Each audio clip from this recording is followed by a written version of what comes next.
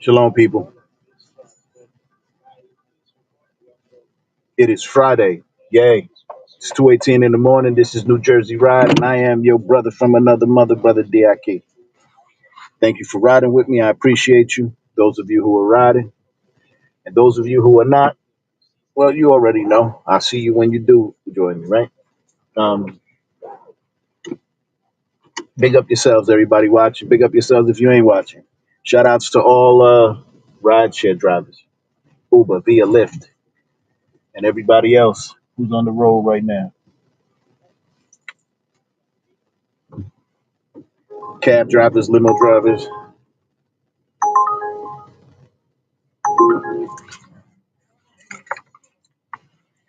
bus drivers, train operators, and conductors. You already know I go through this shit every night. Um, Airline pilots and the blood flow of the country, you truck drivers. I appreciate you. I see your work. Thank you for your service. Um, Shout outs to all law enforcement and EMT, everybody in emergency services overnight. Shout outs to everybody at UPS, FedEx, Amazon, and the post office. Everybody at the 24-hour gas stations like the one I just left, and the quick checks and the Wawas, the Dunkin' Donuts, and the McDonald's, and everybody who's out here on the overnight shit on the graveyard. You know why they call it the graveyard? Because this shit's slowly killing us. But I digress. I thank you all for your service, and we out here. Get that money, you heard? Enjoy your weekend. For the next 8 hours, we're going to be picking up people now. Um, as you saw before I changed it back to this camera, I have a scene, right? It's an image up. Children pledging allegiance and a caricature of politicians who hate the nation, who say that we're in a democracy. We're not in a fucking democracy. We've never been in a democracy. They're trying to trick us to believing that we're in a democracy, but we're not. Um,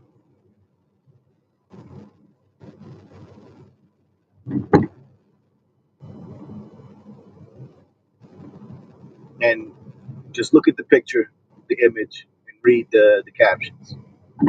And comment, because I want to know, when the fuck did we become a democracy? When did that happen? So let me know. Join the live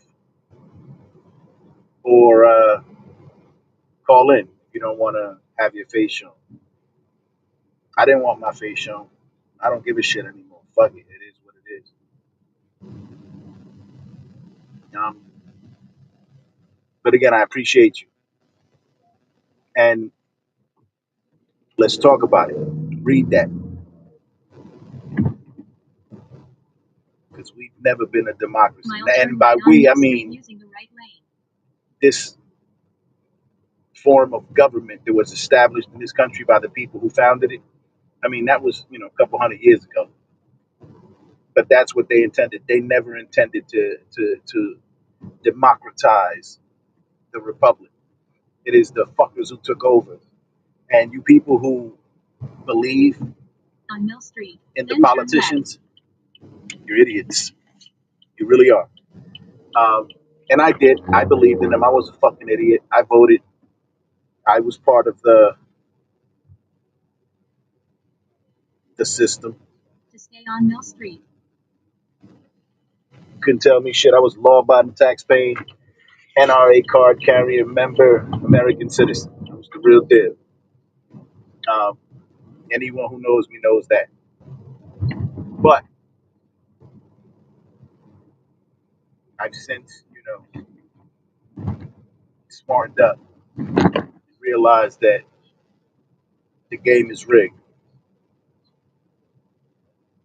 And it's rigged because we've allowed career politicians to convince us that we're in a democracy.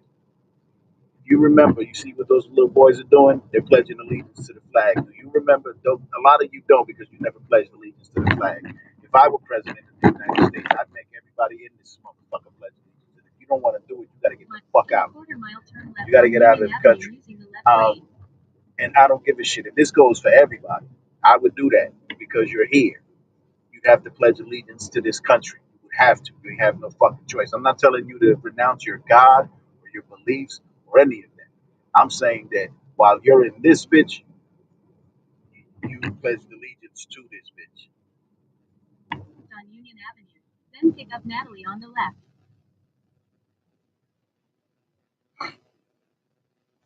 So read it, comment, join the live, call in. Let's talk about this bullshit. I'm about to pick up somebody, so I'm probably going to mute the mic for a little bit. On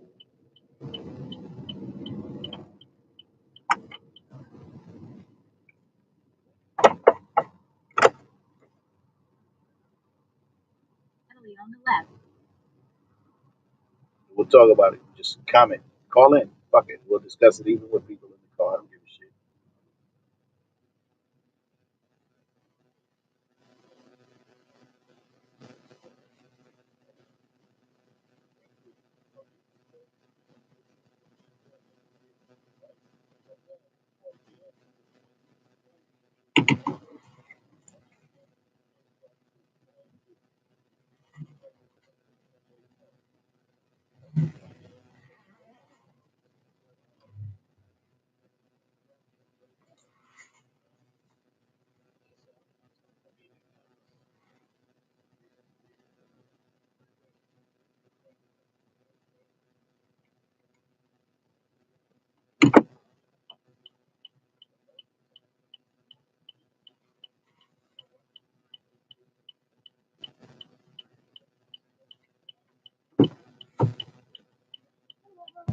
Hello, how are you? I'm good, and you? I'm well, thank you.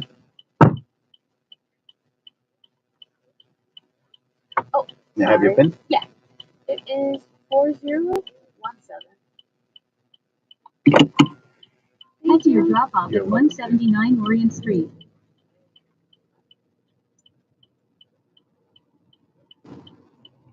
Turn right on Belleville Avenue.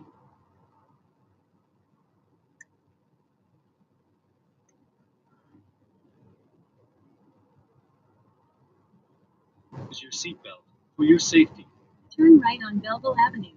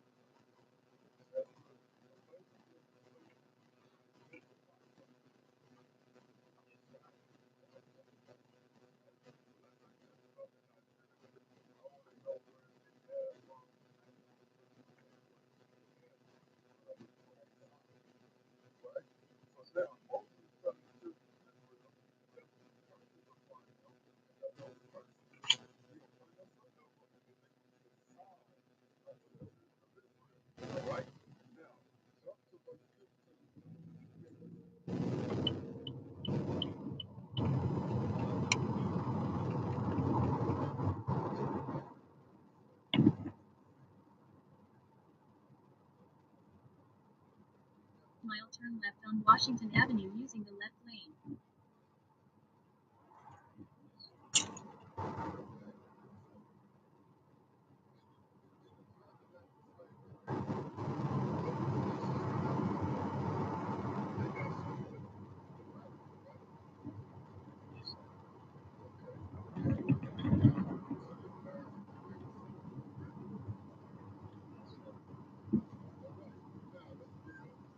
On Washington Avenue.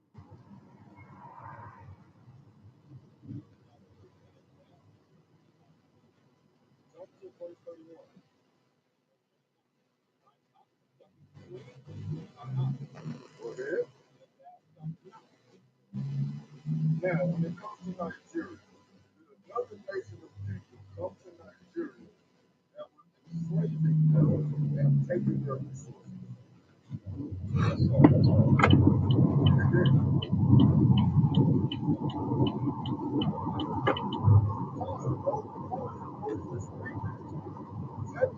Right lane, turn right on Rutgers Street.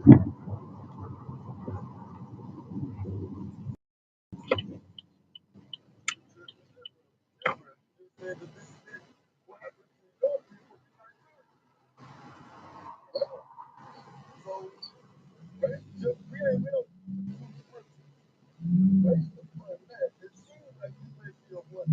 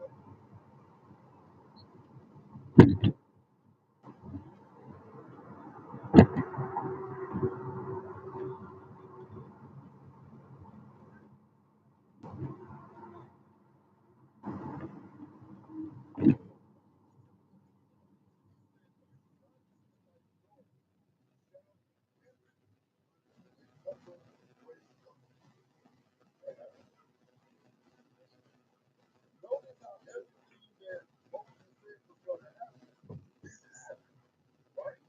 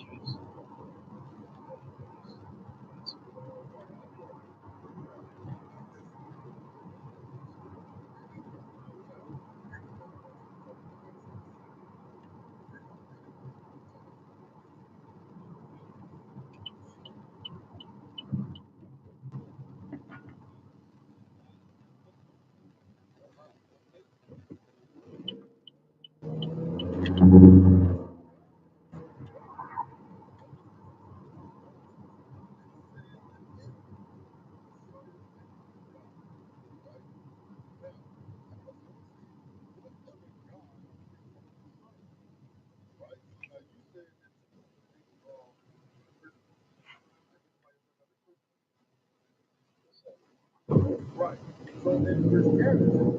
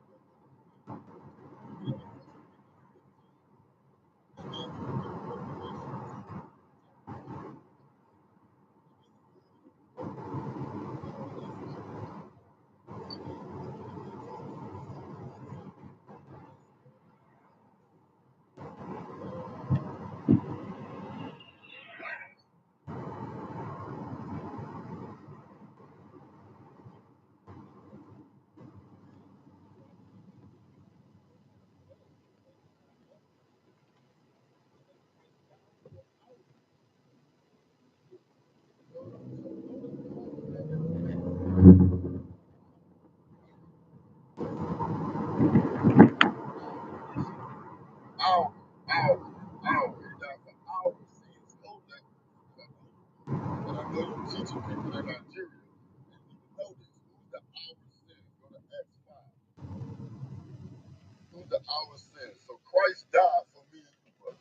That's what I'm trying to show you. Because you are an Israelite. Do you identify as an Israelite? Yes, sir. Okay. Read that. The book of Acts, chapter 5, and verse Start 31. start at 29. We'll read it for him. Yes, sir. Verse 29. Read. Then Peter and the other apostles answered and said, Uh-huh. "We ought to obey God rather than men. Read. The God of our fathers raised up Jesus, whom ye slew and hanged on a tree. Read. Him hath God exalted with his right hand Mm-hmm. to be a prince and Mm-hmm. a savior. Give repentance in Israel." So who is repentance for? Israel. Read on. And forgiveness of sin. And forgiveness of sins. Right? So now that we see that Christ died for Israel and gave them repentance of sin, now when we go back to 1 Corinthians 15. Book of 1 Corinthians chapter 15 and verse 3. For I delivered unto you first of all that which I also received, how that Christ died for our sins according to the scriptures, and that he was buried, and that he rose again the third day according to the scriptures. Oh Lord, who is the our sins, Israel? Israel. Israel refers to descendants of Israel. Israelites. There you go. Read on now. And that he was seen of people. And that he was what? He was seen of people. So he was seen of Cephas, meaning Peter. Go ahead. And of the 12. And of the 12. Go ahead. After that, he was seen of above 500 brethren at once. So Christ was seen after his death and resurrection of many people. Right? Yes, sir. Yes, sir. Now, let's go to Revelation 1. Start at verse 1. Chapter 1, verse 1. The revelation of Jesus Christ, which God gave unto him to show unto his servants things that shortly come to pass. Things which will shortly come to pass. I think it's verse 10 I want. Because I see it. Yes, sir. Verse 10. I was in the spirit on the Lord's day. Well, this is John. This is John. This is John. John the Revelator. Right? Christ's favorite disciple. He said what? I was in the spirit on the Lord's day. Read. And heard the mighty and great voice Read. saying, I am Alpha and Omega, the first and the last. Go ahead. And what thou seest, And what you see, John, what you see, right, is a book, what? right, in a book. So he told John, listen, what you see, I want you to write this down and show it to my servants. Now jump down to verse 14. Listen what he saw. Verse 14. His hands were white like wool. So it said that Jesus Christ's hair was white in color, woolly in texture. Now let me ask you this, Israel. What people on this planet have woolly textured hair? Africans. Okay, good. Black people. Quote unquote black people. Africans. Yep. Read. His head and his hairs were white like wool, as white as snow, Go ahead. and his eyes were as a flame of fire. Because Christ drunk wine in moderation. He didn't get drunk, he drank wine in moderation. Plus, Moses has spoke in prophecy about Christ. But we're not going to go there. We're not going to go there. We're just going to keep it right here. Read on. And his feet like unto fine brass, as if Said, they burned and in his a feet furnace. unto fire. Now, what color is brass, Israel? Um, I can't really place the color, please. Okay. So, I say this. It's a derivative of brown.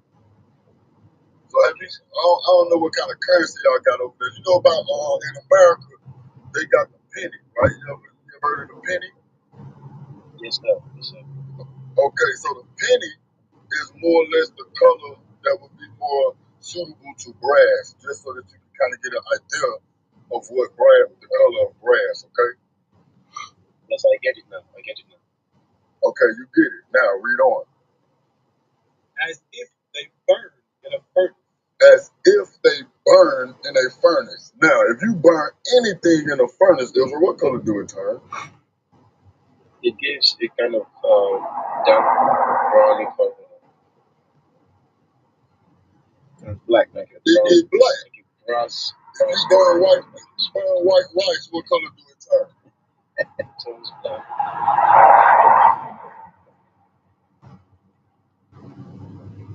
Sir, can you hear me, sir? So it says that it says leadership. No. And it's like unto fine brass, as if they burn in a furnace. Go ahead. And his voice as the sound of many waters. So the scripture describes Christ as what color looking man? A black looking man. A black man. Now, did you know that? No idea. I never had that idea. You never heard that before. You understand what I'm saying? So think about all the other people that's in Nigeria that never heard that before. You understand? See how important it is for you to know this, especially being that you want to teach your people. You understand? So now, that's good, bro. You got a good spirit on you. You know? So hold that, because so now you know that Christ is a dark-skinned man, right? And you said within yourself, look, I want to teach my people. That's what piqued me to even get on this app tonight, right? Go to Hebrews 5 and 12. That's good, brother. You see, Read that. the book of Hebrews, 5:12. For the time ye ought to be teachers. Because that's what you want to do. He said, for with the time ye ought to be teachers. Go ahead. Ye have need that one teach you again. You have need that somebody teach you again. Read. That's what's happening to you right now. This scripture is being fulfilled right now with you. Go ahead. Which be the first principles of the oracles of God. They say that's the first principles in the oracles of God. That you got to be taught this. You understand what I'm saying? You got to be taught this. Like Dion had said earlier, you got a school like that in Nigeria. You understand what I'm saying? Where you can go, you can learn, then you'll be able to do what we do if you start keeping the commandments. You understand what I'm saying? So now, go to Deuteronomy 10. Yeah, finish it out, bro. Then we'll go to Deuteronomy. Go ahead. Which be the first principles of the oracles of God. And are become such as have need of milk and not of meat. So now it says, and have need of milk. So now we're going to get into the milk. We're going to go into some basic scriptures, things that you need to know now that you understand that you're an Israelite. Now that you understand that Jesus Christ was just like you. Now that you understand that you're God's chosen people. Now that you understand that it's your job to teach your people. It's in your spirit. Now, go to Deuteronomy 10. The book of Deuteronomy, chapter 10 and verse 12. And now Israel, what does the Lord thy God require of thee? Hold on. Read again from this. Mile keep right. Thy God require of thee. It's really what I'm talking to you, man. I ain't nothing, bro. I'm just a vessel for the God talking to me. I'm just telling you straight up. Then turn right on Wallace Avenue. Excuse me. But to fear Mile turn right on Wallace Avenue using the right lane. the Lord thy God. How to fear God. Hold on, go to Psalms 119, 120. You gotta learn how to fear God. Next on Wallace Avenue. Then make a slight right turn on Broadway. So you gotta learn to fear God. Read that. Psalm 119, 120. The book of Psalms, chapter 119 and verse 120. My flesh trembleth for fear of thee. I am Uh-huh. and I am afraid of thy judgment. Right 2 lanes make a slight right turn on Broadway. If I I do that, God gonna judge me. You gotta have a healthy fear of God. But you first gotta learn how to fear Him. Go back to Deuteronomy 10. Deuteronomy chapter 10. Is this making sense, Israel?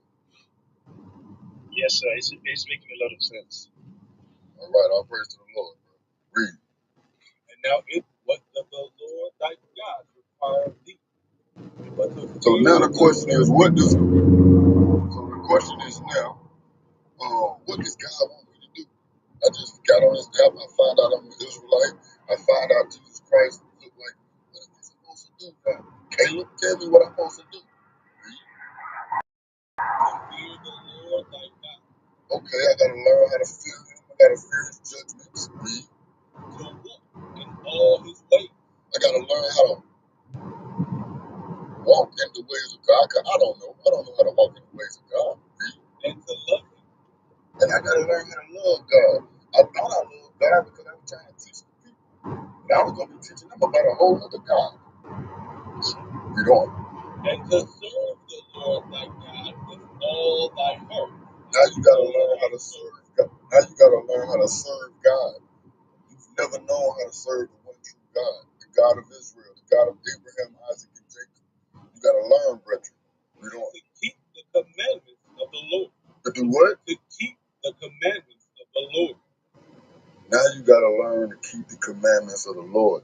You remember how earlier when Dion was reading about Jeremiah 3:15? Remember he told you that the Lord was gonna send prophets and they were gonna feed you with knowledge and understanding of the scriptures. Remember that? Yes, sir. Okay, now he's gonna feed you with knowledge and understanding of the scripture. So give me a law. Give me just a friend's law. Give me the friend's law, number 15. So now, Israel, there's laws that you gotta learn, and then there's laws that you gotta obey. So now we're going to the law and talk about our dress code. We don't supposed to dress like nobody on this earth. We're special to God. We're literally walking royalty. We don't know that.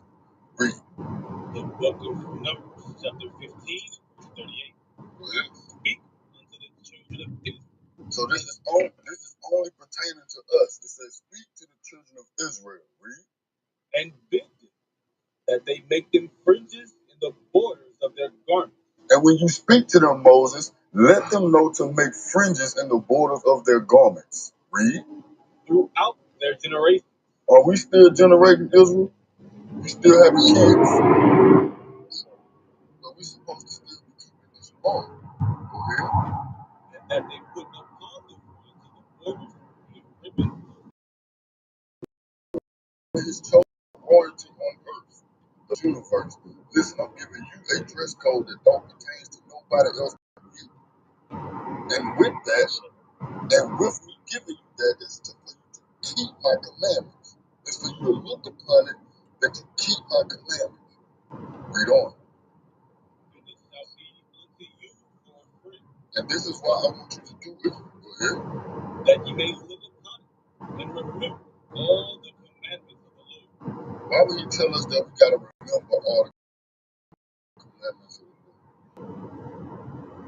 Lord? That's the question.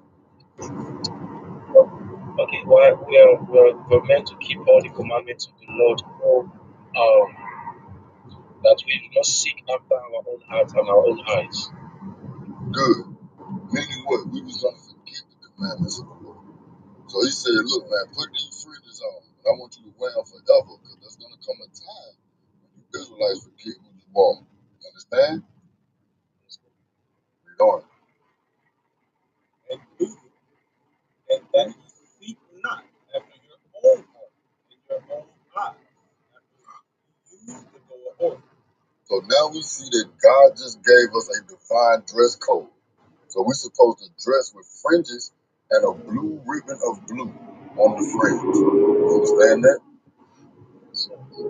That's the dress code. This only pertains to you because you're royal. You're not like nobody else. Now, he also gave us a royal palate, meaning a royal tongue. Certain stuff we're supposed to eat. Some stuff we can't eat. Go to Leviticus 11. So Israel being that you royal, brethren, Being that you are royalty. Hold that real quick. Go to 1 Peter 2. I think it's verse 9. You following me, Israel? You ain't never heard this before, huh? No, I've never heard this before. This is what's called the good news. This is the gospel. You understand what I'm saying? This is the gospel. This is the good tidings. That you, the Israelite, that Christ's going to deliver you if you keep the commandments and have faith in them. Read. The book of 1 Peter, chapter 2, and verse 9. But ye are a chosen generation. What did God just say? To a brother that, listen, I'm in the United States of Babylon. You in Nigeria. But God is so powerful that He able to have me to talk to you about Him on a phone to the point where you never heard this before. Now you hearing this, you like, yo, that makes sense. You continue to get on here, you go to the school over there in Nigeria. Now you spread the gospel over there in Nigeria. That's how powerful the God you serve is, brother. You understand? Read. But ye are a chosen generation. God said, bro, Israel, you chosen. I ordained you to this. Read. A royal priesthood. God said you're royalty. Go ahead. And holy nation. God said we are a holy nation of people. Read. A peculiar people. Go ahead. That ye should show forth the praises of him who hath called you out of darkness. Stop, slow down, read it. You ain't never heard it before, brother. Let that sink into that mind. Read it again for that brother. That ye should show forth the praises of him who hath called you out of darkness. Stop. He's calling you out of darkness right now. He said that you shall show forth his praise and calling you out of darkness. Read. Into his marvelous light. Read. Which in time past were not a people. Because you didn't know you was Israel. You was cool in Nigeria, whatever tribe. I mean, was. Read. But are now the people of God. Now you find out you're the people of God. So you're supposed to be happy, Bridget. It's the greatest news you could have ever heard on this album. Alright, so now jump back to Leviticus 11 and tell him what he's supposed to eat and what he can't eat. Being that he's royalty. We don't supposed to walk this earth looking like peasants. We God's chosen people. Read that. The book of Leviticus chapter 11 and verse 1. And the Lord spake unto Moses and unto Aaron, saying unto them, Speak unto the children of Israel. Read. Saying, These are the beasts which ye shall eat among all the beasts that are on the earth. So God's now telling us the food that we can eat and the food that we can't eat pertaining to the animals. Now jump down to verse 7. And the swine doth divide the hoof, and be cloven footed, yet he cheweth not the cud. You know what? He over there. Hold on. He over there in Africa. Like a whole bunch of stuff they built there. Jump on some, man. Yes, I sir. forgot. Verse 3. Yeah. Whatsoever parteth the hoof, and is cloven footed, cheweth the cud among the beasts, and shall eat. That shall ye eat. Nevertheless, these shall ye not eat of them that chew the cud, or of them that divide the hoof. So God finna tell Israel, a royal people, what they can and can't eat. As the camel, because he cheweth the cud. Mile keep right to stay on New Jersey Route 40 South Brisbane Middle Lane. Talk about it. Yep, so God said as royalty, you can't eat that food. Catherine Court, then turn left on Barfield Avenue. Because it's unclean. Go ahead. And the coney, because he cheweth the cud, but divideth not the hoof. He is unclean unto you. That's the rabbit. Go ahead. And the hare, because he cheweth the cud, Same family. but divideth not the hoof. Go ahead. He is unclean unto you. Continue straight to stay on State Route 440 using the left two lanes.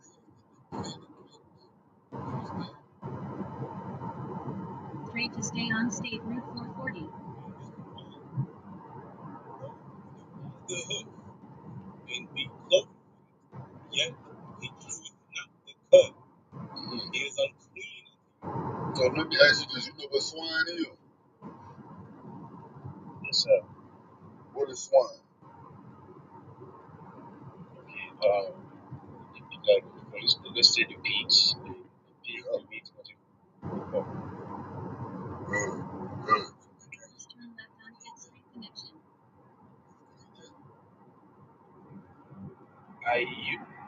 I used to eat that, but when I came across this scripture some years ago, I stopped eating it. Good. Okay, so you got a humble spirit. You willing to hear the word of God and you willing to try. That's good, brother. You know? Of their flesh shall ye not eat, and their carcass shall ye not touch. They are unclean to you. Read.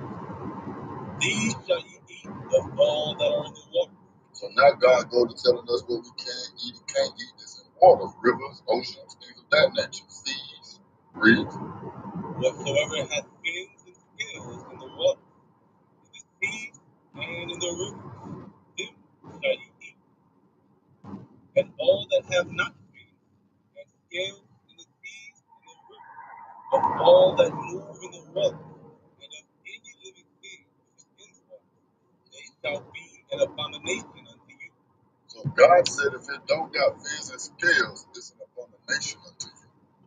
Anything that come out the water, okay?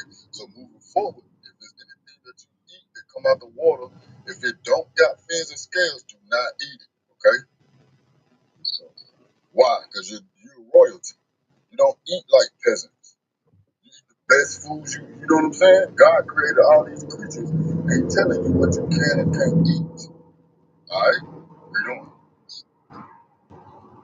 They shall be even an abomination unto you. Uh-huh. Ye shall not eat of their flesh, Read. but ye shall have their carcasses in abomination. Read. Whatsoever hath no fins nor scales in the water, that shall be an abomination unto you. So basically what we went over so far, we went over what you're supposed to wear, we went over what you're supposed to eat, correct? Yes, sir. Now I'm gonna go over something else. Do you know about the Sabbath? Sabbath day. Okay. I may have not learned so much about that, but I'm open to learning, sir. All right. So you learned about what to eat, you learned about how to dress, right? Now let's deal with the Sabbath. I'm gonna get some other time. All right. Let's deal with the Sabbath. First, go to Genesis 2.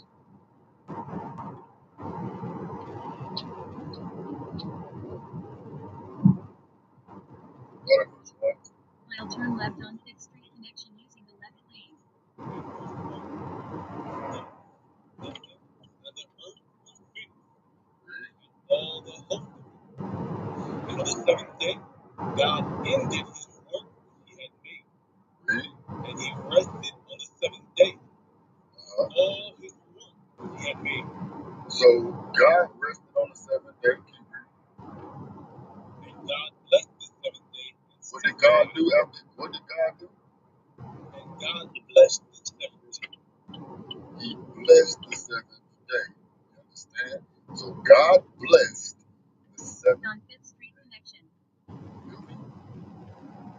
That day is blessed. Right? So now go to I think I always get it mixed up, bro. Is Ezekiel 16 or Exodus 16? One of them. You know what I want. So we told Israel. Every time I get it messed up. I know it with the E though. Get that for me. Yes, sir. Somebody in the chat, I know you listening here, real. Somebody in the chat going crazy. A full demon.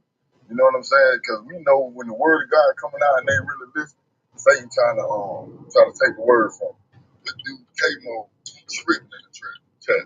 Like, we gonna call you up on stage, but right now we got a brother that's trying to learn, man. We got you though. Read that. The book of Exodus, chapter 16, and verse 23. We forgot, brother, this biblical smoke about that. But right now trying to edify our people. Read that. And he said unto them,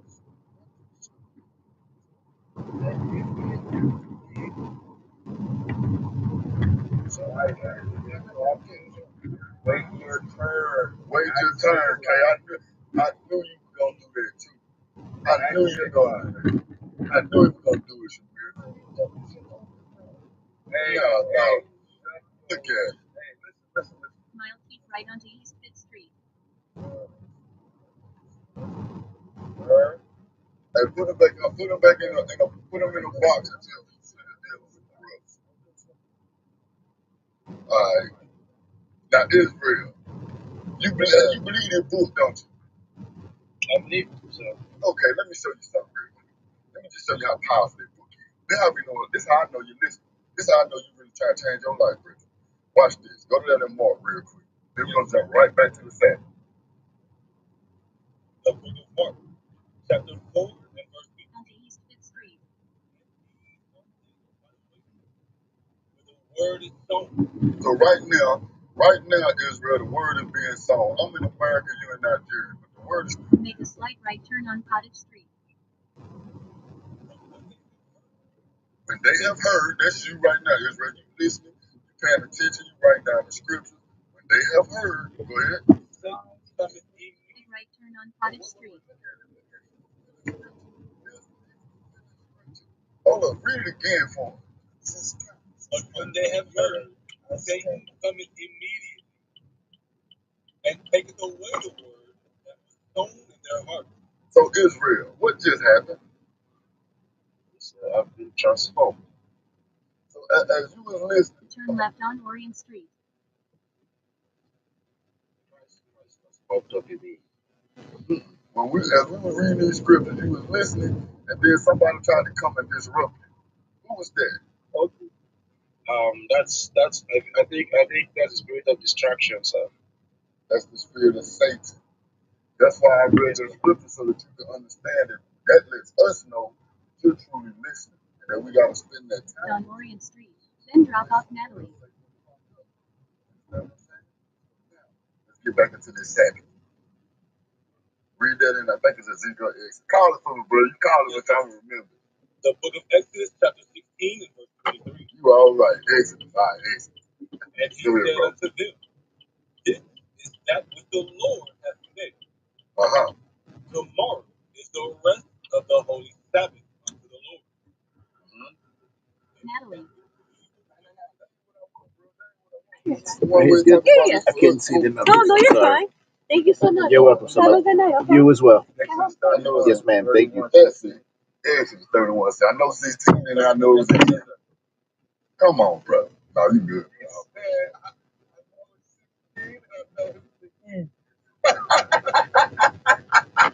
All praises, bro. For real, though. Go ahead, bro. The book of Exodus, chapter 31 and verse 16. Wherefore the children of Israel shall keep the Sabbath, to observe the Sabbath throughout their generations. Notice it say the children of Israel to keep the Sabbath, to observe it throughout their generation. Then when we read in Genesis chapter 2, it said that God made that day blessed. So the children of Israel that keep that day are blessed. Read. For a perpetual covenant. Read. It is a sign between me and the Hold on, wait a minute. It's a what? It is a sign. It is a sign. It is a sign. Remember what we read earlier about the sign, Israel? It says, so it is a sign. Go ahead. It is a sign between me and the children of Israel. This ain't got nothing to do with the other people. This is a sign between me and the children of Israel. Read. Forever. For how long? Forever. You see that? Forever. So that means right now, Israel, you're supposed to be doing what? I'm supposed to be keeping the commandments of God. Right. You're supposed to be keeping the Sabbath. You see what I'm saying? You see why it's important for you to link up with the brother that's already in Nigeria? So Read on. For in 6 days the Lord made heaven and earth. Uh-huh. And on the seventh day he rested and was refreshed. And he gave unto Moses, he had made an end of communing with him upon Mount Sinai 2 tables of testimony.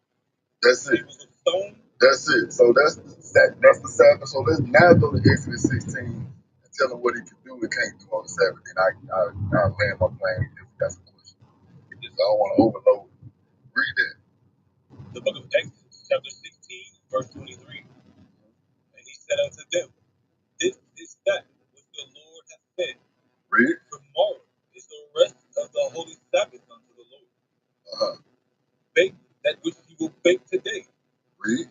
And see that you will see. Read. And that which remaineth, lay up for yourself to be kept unto the morning. Read. And they laid it up to the morning as Moses bade. And it did not stink, neither was there any worm therein. So stop. So on the Sabbath day, Israel, you do not supposed to cook. You can eat food, but you're not supposed to cook. You understand what I'm saying?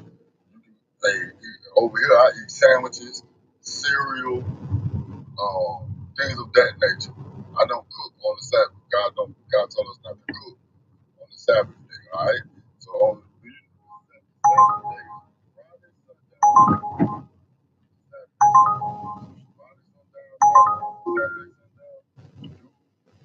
Head to your pickup on Bayway Avenue.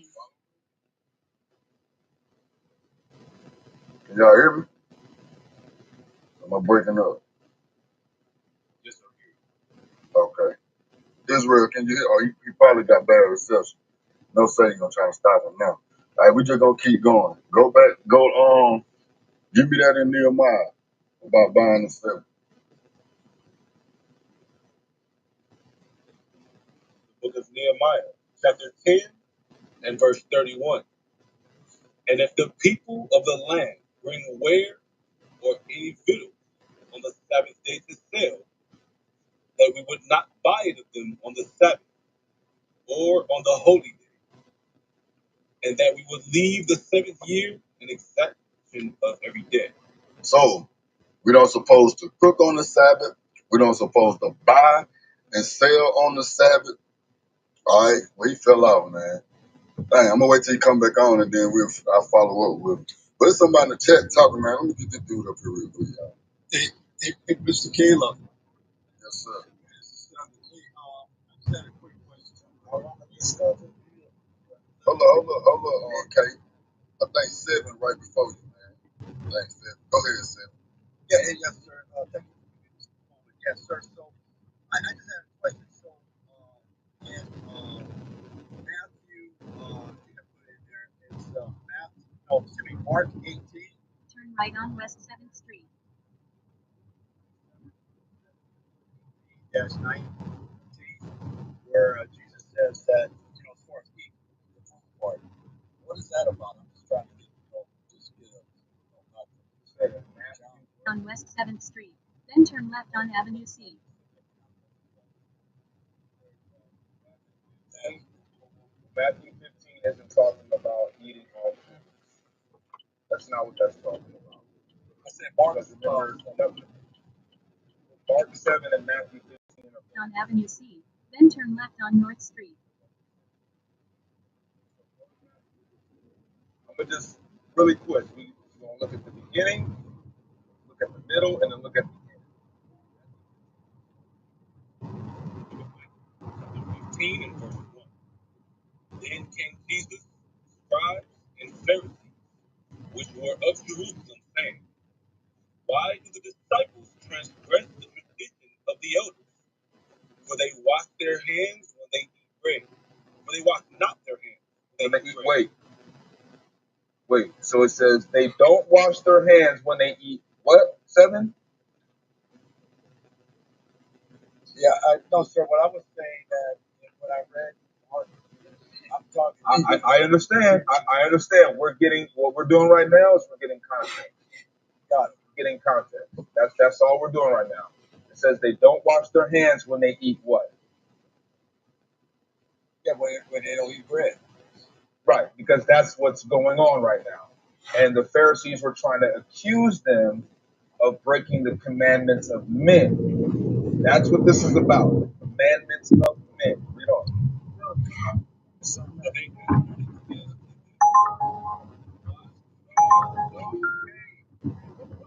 Head to your pickup at 400 Fort Terminal Boulevard. Yeah, we're talking to somebody right now. Jesus, Mary. Mile turn right on West 15th Street using the right lane.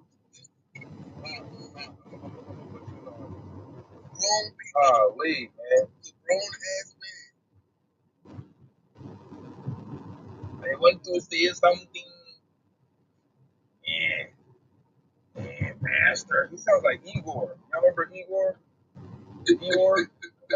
Igor, yeah, Igor from freaking Frankenstein. Master. Jesus. All right.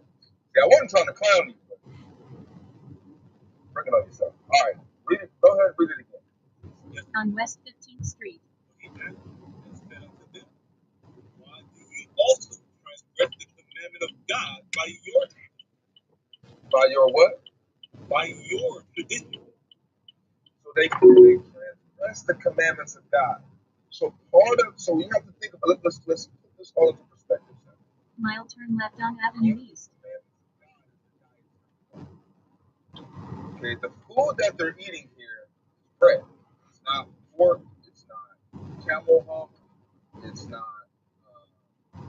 lizard tail. Not any of those things. Not vulture neck. It's bread. That's it. So Christ is telling them, you transgress the commandments of God by your own tradition. So let's see what he's talking about. Go ahead. Verse 4. For God commanded, saying, honor thy father and mother, and he that curses father or mother, let him die the death. But ye say, whosoever shall say to his father or his mother, say gift, by whatsoever thou mightest be profited by me. On Avenue East. And honor not his father or his mother, he shall be free. So that's against the commandment. The commandment is you're supposed to honor your mother and father. But the Pharisees are letting these wild kids say, I'm a gift. You gotta listen to me. They're basically bowing down to their children, or trying to make the parents do that. Today, you look at that as emancipation, how children emancipate themselves from under the custody of their children, of their parents. Mile turn right on East 21st Street. So they were allowing them to do that, but breaking the commandments of God. Go ahead. And honor not his father or his mother, he shall be free. Thus have ye made the commandment of God of none effect by your tradition. By your what? By your tradition. Ye hypocrites.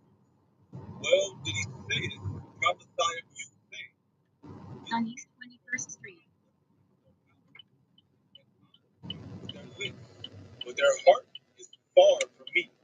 Okay, so now you got this whole thing going on right now, right, Seven? Are you paying attention? I'm right here. I'm going to stop you. But Understood. I just want to make sure you're rocking. All right, so you got this whole thing going on right now.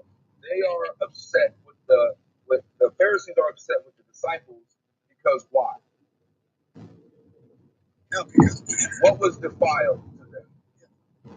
fine, they're not following up. They're not basically. Turn left on State Route 440 using the left lane.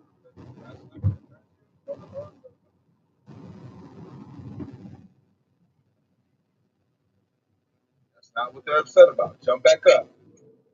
Verse 3. Verse 3. But he answered and said unto them, why do ye also transgress the commandment On State Route 440. Turn left on State Route 440. by your tradition? What was their tradition that he's talking about?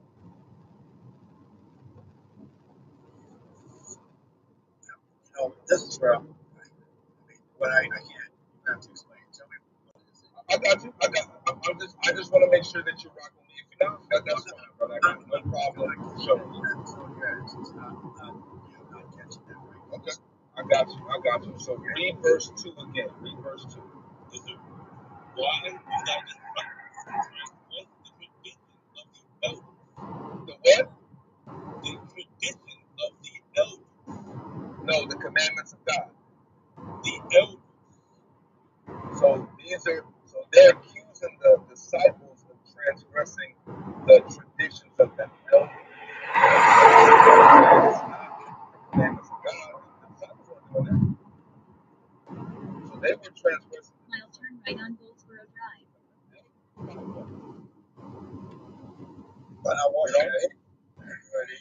Right. Yeah. Right. That's what this whole thing is about, right? The whole thing is about them not washing their hands when they eat bread, right? So when your hands are dirty, right? You remember your mom used to always tell you, hey, don't pick something up off the floor, put it in your mouth. You're gonna get what? Sick. Because bacteria. Right. You're gonna get bacteria. You're gonna get sick. That's gonna end up. It starts with a D. It's gonna end up doing something to you. It's gonna end up blanking. It starts with a D. I'll show you. Let's keep reading. Jump back down to verse. On bolts for a drive. Jump down to verse 11. Verse 11. Not that which, verse 11. Not that which goeth into the mouth defileth the man, but that which cometh out of the mouth, this defileth the man. So the defiling that Christ is putting in conjunction with what they're upset about is what? What is the defiling? Is it the bread or is it the washing of the hands?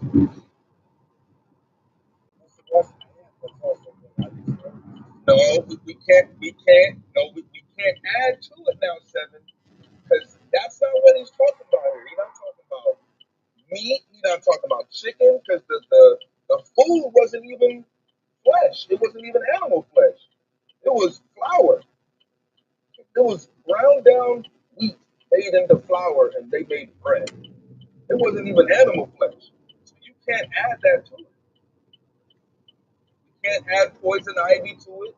You can't add polar bear liver to it because polar bear liver will kill you. You can't add a blowfish to it. That will kill you.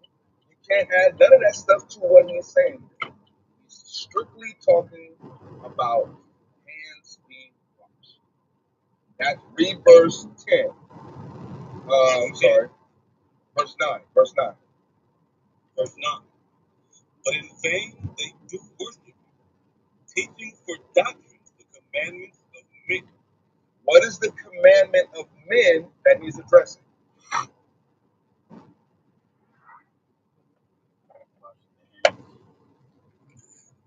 I'm just, sir, Mile turn left on Fort Lincoln Road. Mark 7, 18. And it's yes, saying, Mark 7 is saying the same thing as Matthew 15. but guys, there's nothing that enters the man from the outside. I understand. I understand that, 7. I understand. But that nothing has a context. Even Mark 7 is still speaking On Fort Lincoln Road. So when we read Matthew, matter of fact, so Matthew 15, read verse 9 one more time. Read 9 and 10. Verse 9. But in vain they do worship you, teaching Turn right. Commandment of men, the commandment of men that he's talking about is from verse 1 and 2. That's what he's talking about. Go ahead. here, not that which goeth into the mouth defileth the man, but that which cometh out of the mouth, this defileth the man.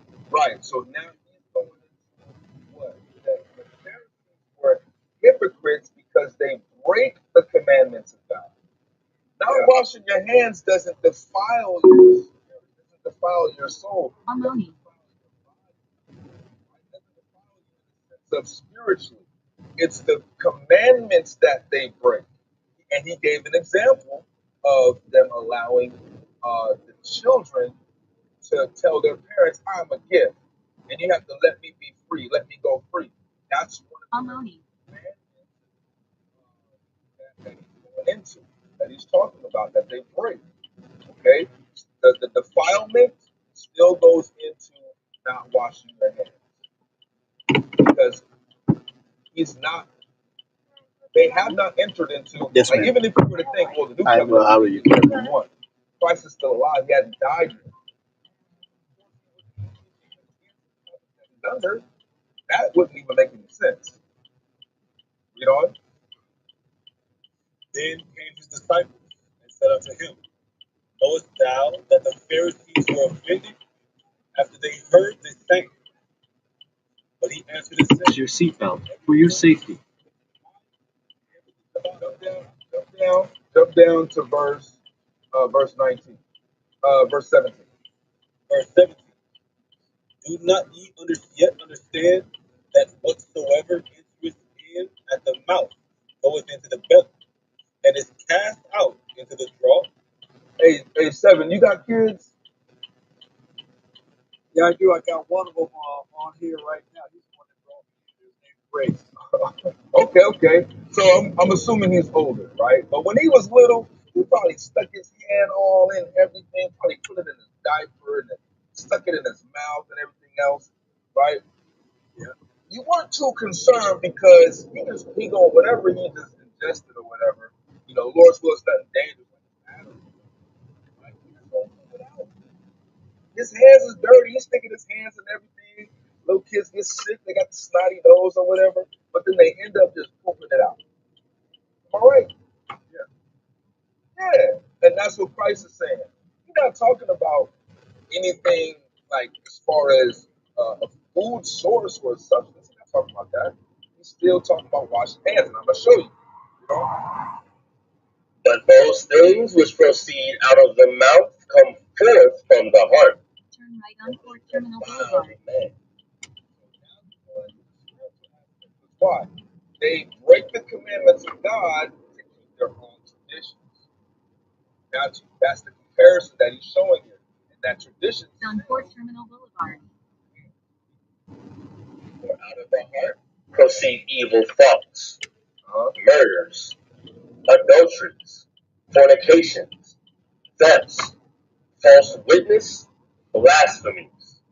These are the commandments that they break with the children of breaking free from their parents, saying, I am a gift. That's what they're breaking. They're breaking that. They're trying to uphold the commandments of men. These are the things which defile a man. Read. But to eat with unwashed hands defileth not a man. What has he been talking about the whole time? Yeah, right now he's talking about everything like the washing hands and what goes in the mouth, out the mouth, comes out the mouth. Right. He concluded. The file of the heart. Right. So the topic when we ended at verse 20, he says, "But to eat with unwashed hands defileth not a man." So when he's talking about defiling yourself, what goes in doesn't defile you. He's talking about not washing your hands all the way back up in verse 2. It's never been talking about animal flesh. You understand? Yeah, I do. It's just that, like, when I'm looking at the scripture, like, right. Mile turn right on Chosen Few Way. Nothing that enters the body from outside can make him unclean, for it does not go into his heart, but into his stomach, and then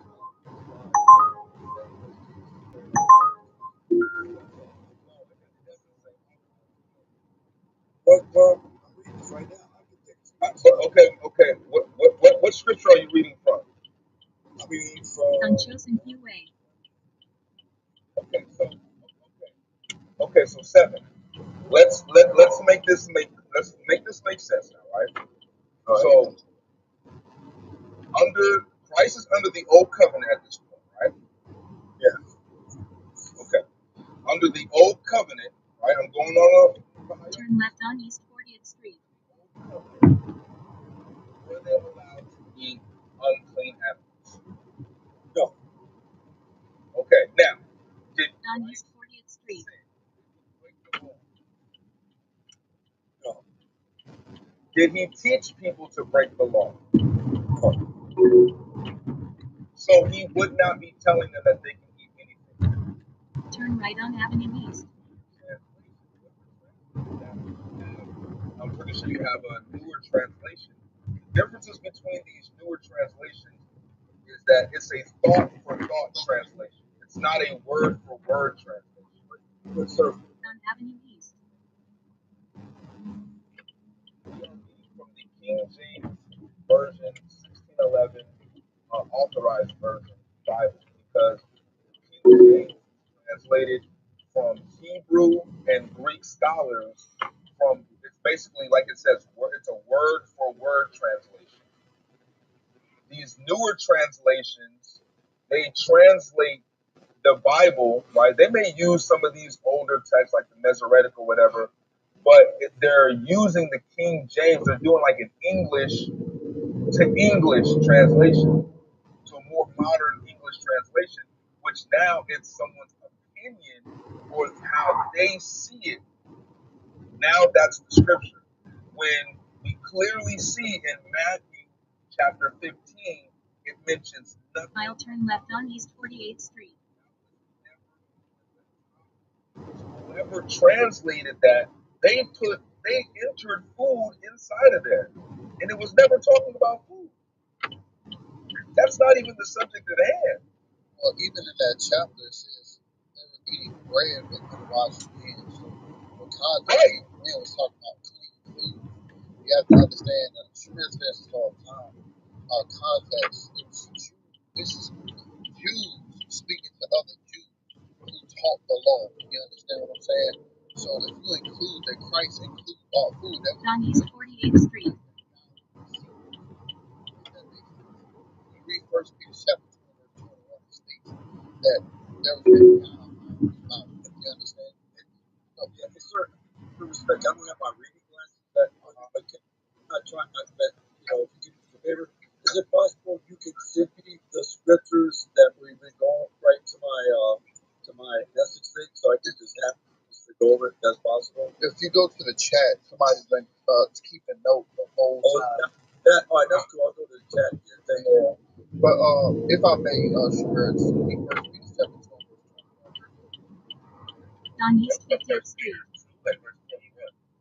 Or even given to or you called, because Christ also suffered for us, leaving us an example that you should follow his steps. So Christ left us an example to follow his steps, Lord. Who did no sin. Christ did no sin. He did no sin. So with that in mind, it just told us to follow his steps. So sin is the transgression of God's laws, which can be found in the Old Testament, which is also given to Christ, passed down to us as well. All right, so those commandments are universal. He didn't eat pork, we shouldn't eat pork. He didn't break the Sabbath, we shouldn't break the Sabbath. Everything that he did, we should follow his steps. Go ahead. Neither was guile found in his mouth. Neither was guile found in his mouth. Now, Shamir said a couple things in regards to oral tradition. Yes, they made up oral tradition. However, you can't take from the fact that they weren't teaching people to break the laws of God to a certain extent as well. That's why you read Matthew chapter 23 and verse 2. Read that real quick, reader. The book of Matthew 23 and verse 2, saying, the scribes and the Pharisees sit in Moses' seat. All therefore, whatsoever they bid you observe, that observe and do. Whatever they command you to do out of the law, that do. Go ahead. But do not ye after their works. Why? Because they had their own oral tradition that they made up. Right? For they say and do not. So I'm going to give you a perfect example of this real quick. Romans chapter 2. Matter of fact, before I get Romans chapter 2, go to the next chapter, Matthew chapter 16, and verse 6. The book of Matthew 16 and verse 6. Then Jesus said unto them, take heed and beware of the leaven of the Pharisees and of the Sadducees. Is that on that verse? Yes, sir. Jump to verse 12. Verse 12. Then understood they how that he bade them not beware of the leaven of the bread, but of the doctrine of the Pharisees and of the Sadducees. What's the doctrine of the Pharisees? Romans 2. Outside of the oral tradition, Romans 2, and I believe it's verse 17.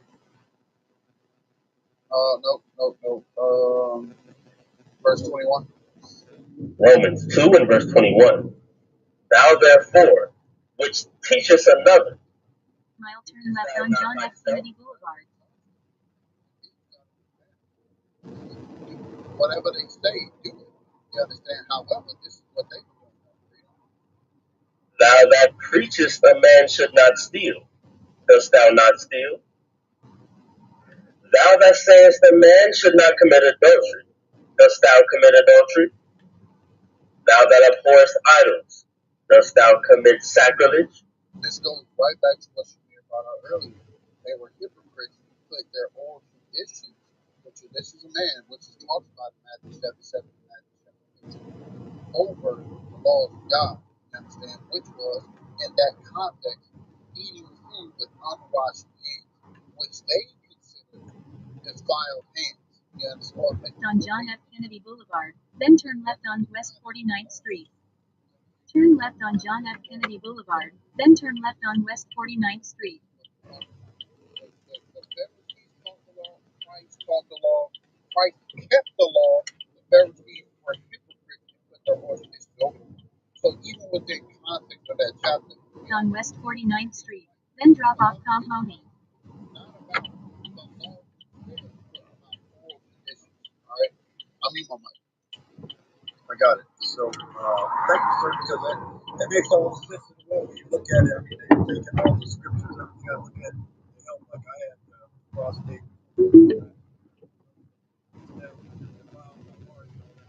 heart disease, Right here. all this other stuff. They're eating that mess, you know. You as and well, dude. Stay safe, I stay mean, healthy. obviously, I do eat clean now. I eat everything that is like what I'm supposed to have been eating. And, but anyway, yeah, I appreciate you breaking down, being patient with me, sir. I appreciate that. Yes, yes. Hey, no problem at all. Now, one thing I want to show you, right? Go to Mark 7, really quick. Go to Mark 7. All right.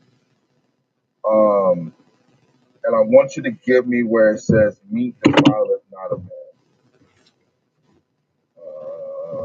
What verse is that, reader? Yes, Mark sir. 7.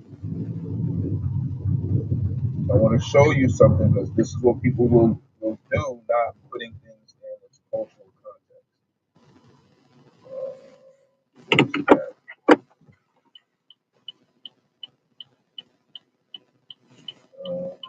Head to your pickup on Constitution Avenue. Okay. Verse 15, sir. I believe. Yes, sir. It says meat. Does it say meat?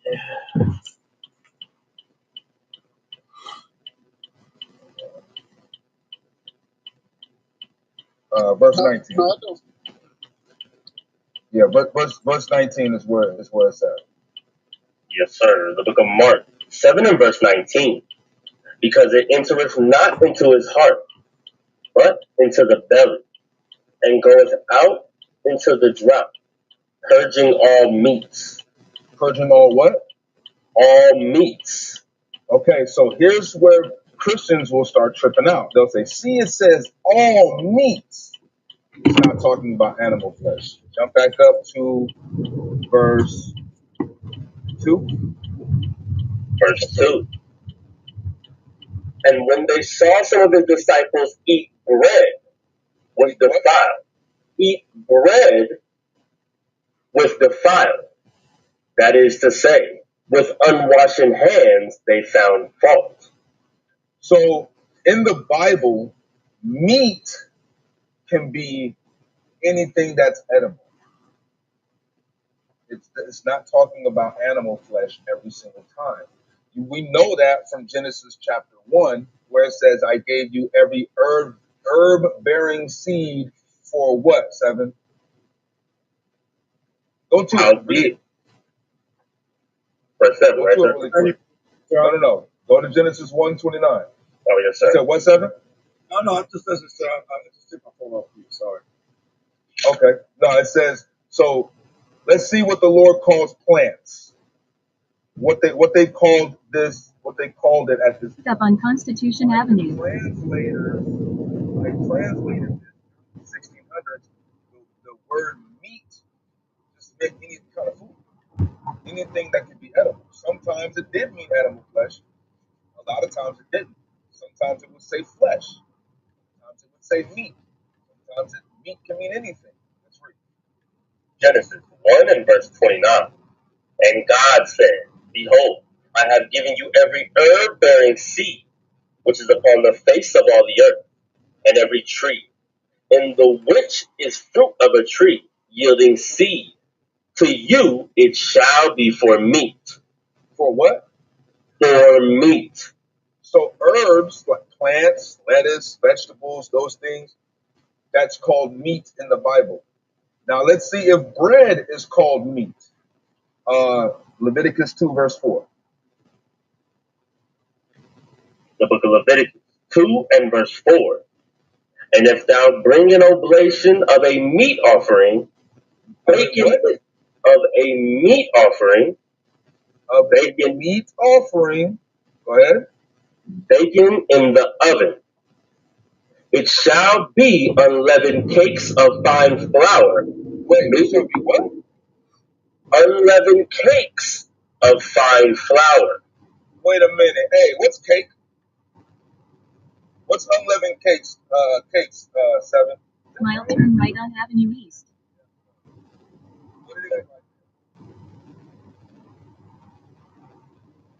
Do it again from the top. We did it again from the top.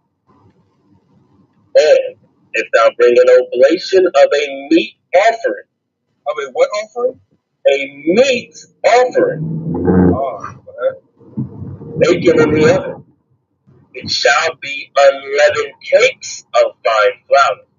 Wait a minute. So the unleavened cakes of fine flour is a cake, bread? It's meat. Right, but it's On Avenue East. yeah, right. And it's calling bread meat. Same thing when you go back to Mark chapter 7. Hey, if you can read 2 Timothy 3:35, it'll say this. Ooh, yes, sir. Hey, get that really quick. 2 Samuel what? 3:35? Yes, sir. Yes, sir. 3:35. Let's read it. The book of 2 Samuel 3 and verse 35. And when all the people came Turn left on Center Street. while it was yet day, David sware, saying, So do God to me, and more also, if I taste bread or aught else to the sun. Center Street. Yeah, that was good. That's good right there. I got to add that one. Yeah, David That's a good one. David said, he said, so do God to me, and more also if I taste bread or aught else. And it said they wanted him to eat meat. So the context is from my bread. All right, so keep our context, like I said, man, that word right there, I'm starting to love it, man. Might have to write it at the top of my wall for a second. Depending on the context, that bread can be. I know I'm standing for a reason, so we all learn.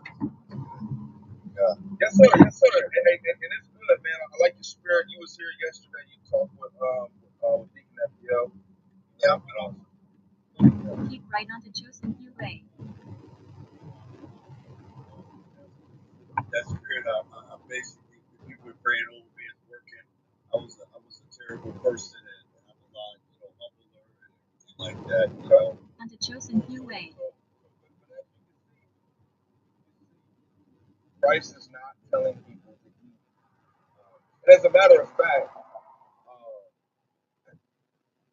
culturally, pork, camel, lizard, squid, baboon ass, like none of that was considered food.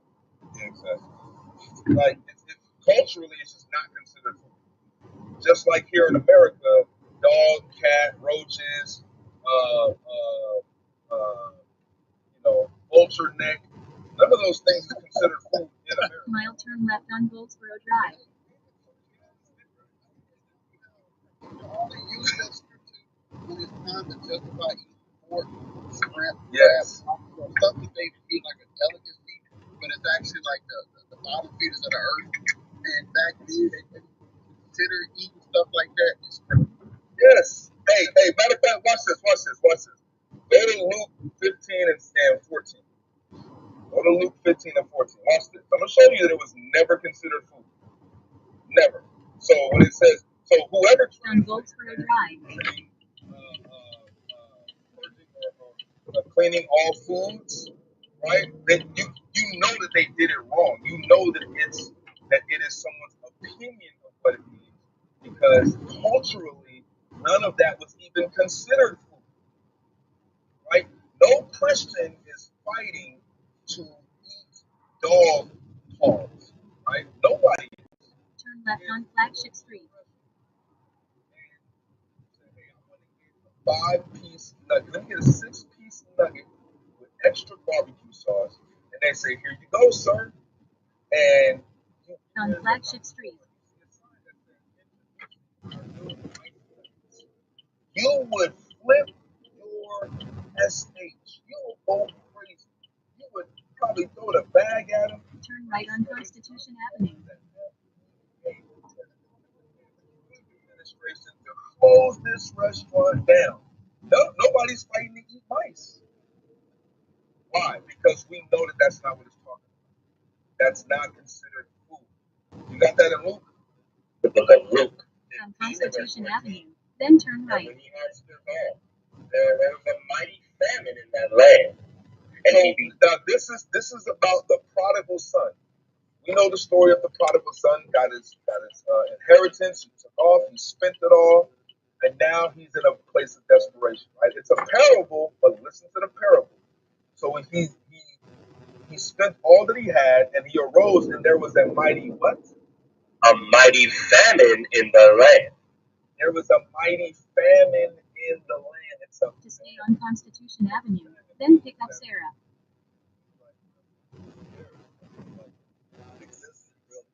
right. Now you said it. You said food was scarce. Food was scarce. Exactly. Right.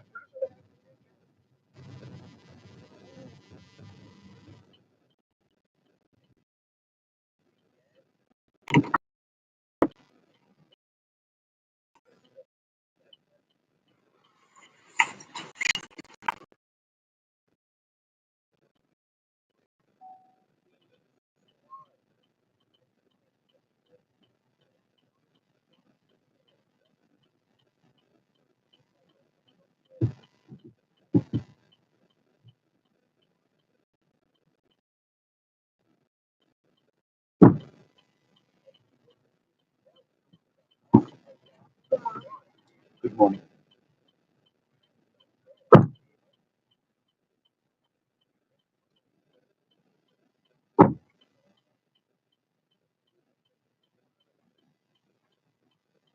Head to your drop off at United.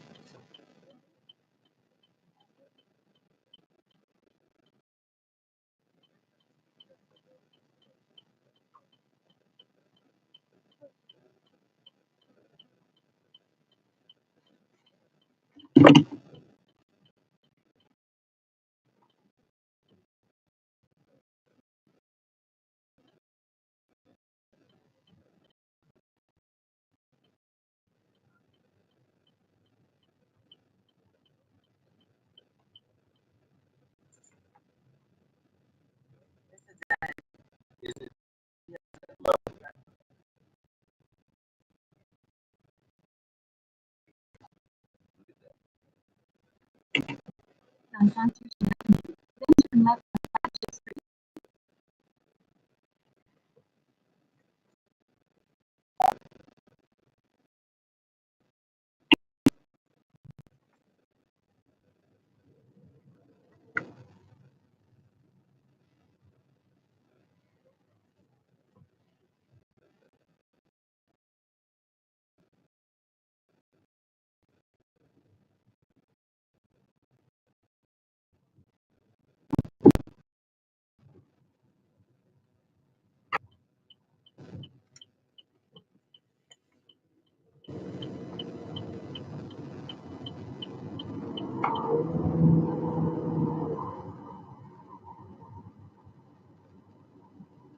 left on Flagship Street.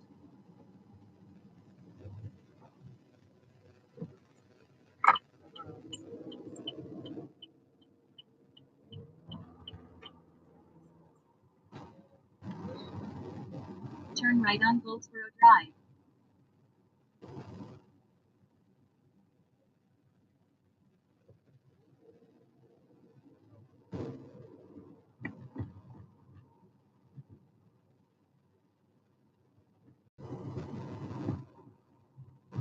On Goldsboro Drive.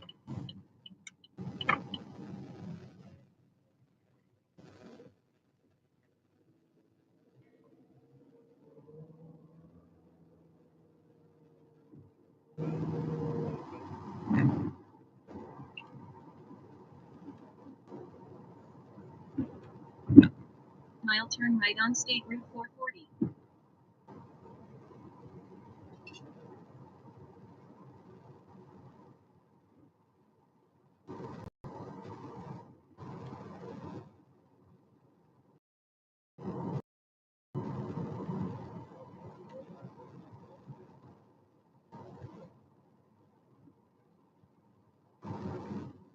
On State Route 440.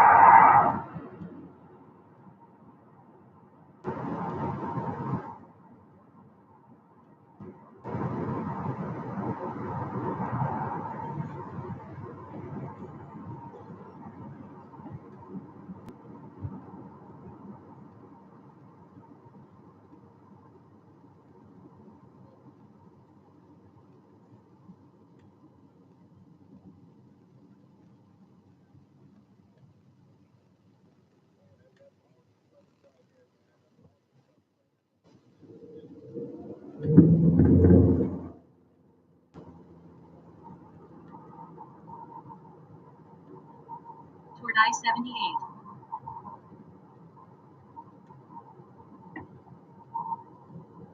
0.6 mile keep left toward I-78 West Newark using the left 3 lanes.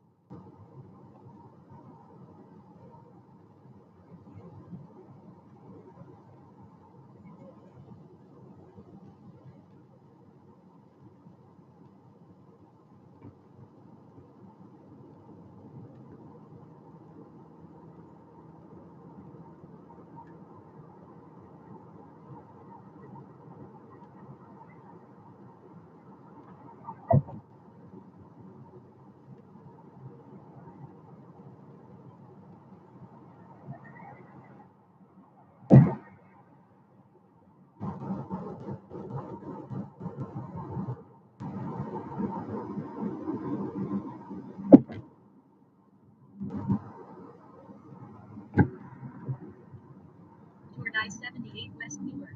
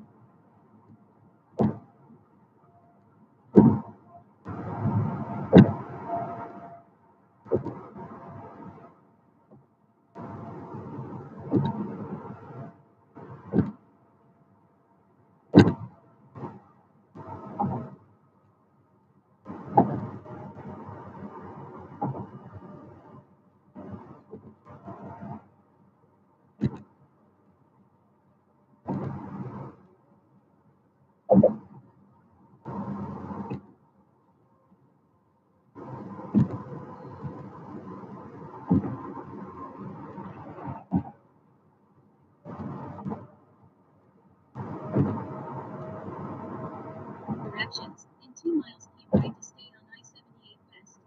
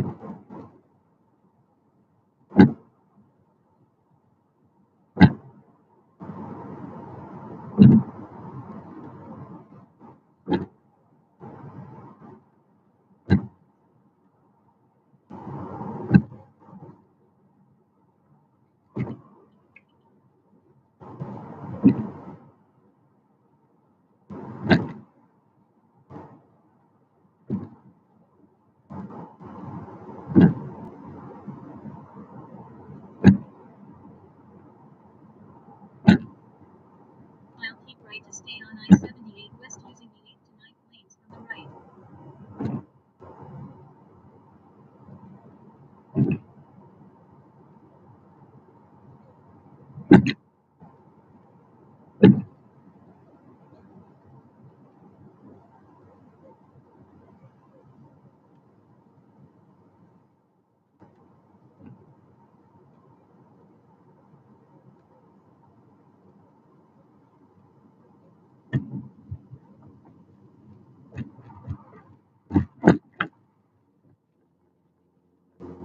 To stay on I-78 West, then keep left.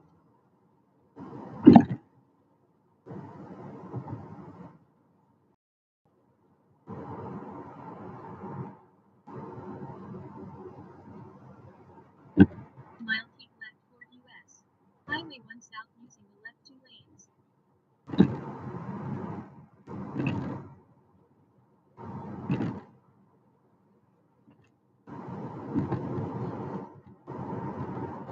Toward US. Highway 1 south, then keep right.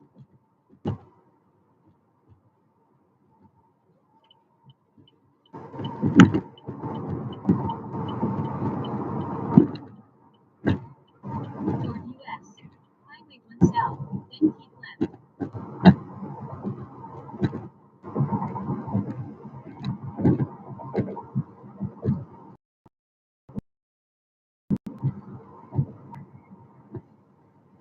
Mile, keep left toward US.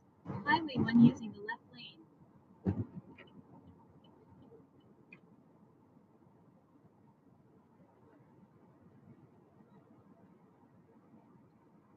Toward US. Highway 1.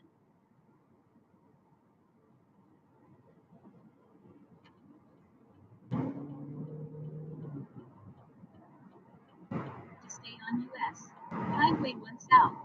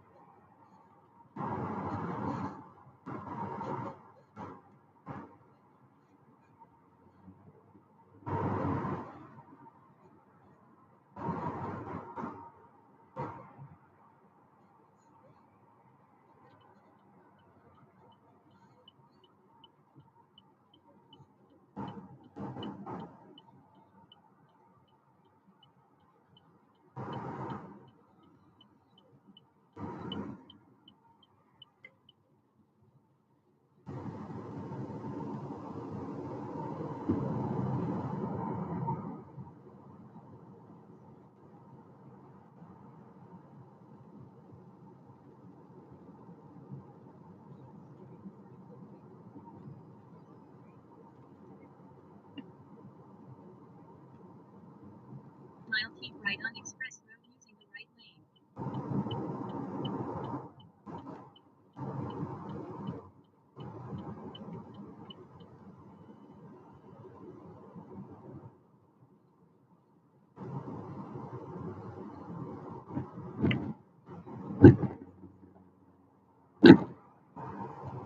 On express road. In a quarter mile keep right to stay on express road using the right lane.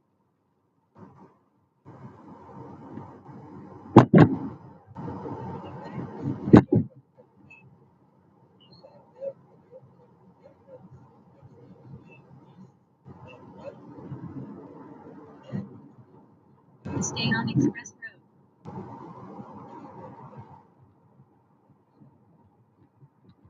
Take right turn on Colonel Roberts Road.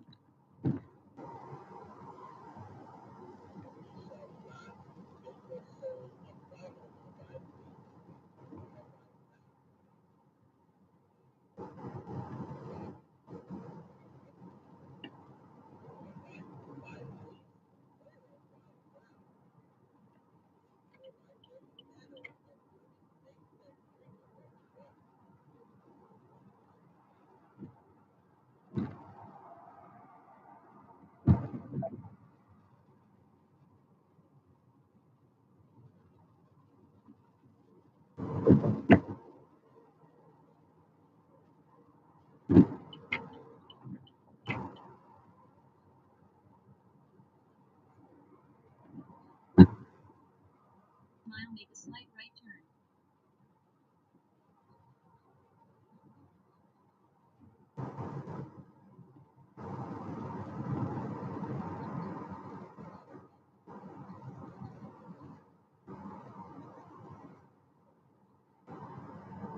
Take right turn.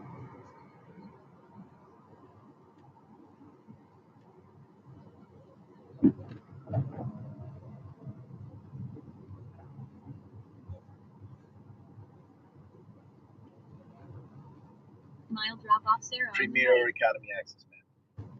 I'm sorry. Premier or economy access?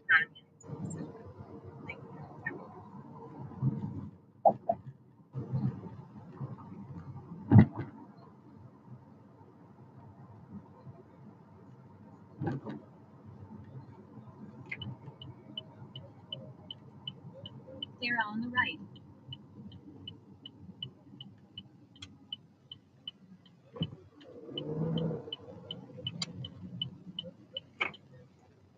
You're welcome, ma'am. You guys travel safe.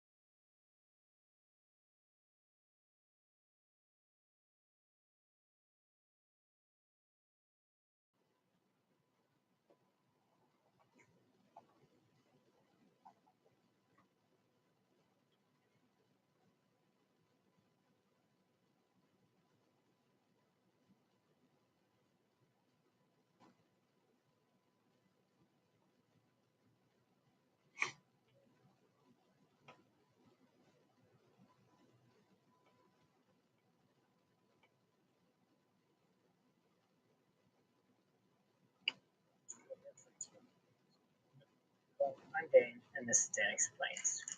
In a few days, the United States will be conducting midterm elections. Those who don't live in the U.S. or do, but could care less. That's an election where nearly half the United States government elected officials are up for election. But the president and vice president are not. So this time of year, we see lots of ads pushed out. And probably you guys and gals outside the U.S. see some of them too. But I collateral damage. Anyway, we see tons of ads put out by candidates and political funds. One theme I see often, especially coming from the certain side of the aisle, is that we need to vote to strengthen our democracy. Well, what if it wasn't the founding fathers' intention for the U.S. to be a democracy and the first? In 1794, Congress appropriated $15,000 to help some French refugees. And James Madison stood on the floor of the House irate. He says, I cannot undertake to lay my finger on that article in the Constitution that authorizes Congress to spend the money of their constituents for the purposes of benevolence. Now, if you look at the federal budget, 2/3 to 3/4 of it is for the purposes of benevolence. In 1794, Congress appropriated $15,000. Do you view democracy as American value, something that's very important to the fabric of this country? No. Where is democracy in the U.S. Constitution? Oh, okay. So No, hold on. Where is the word democracy?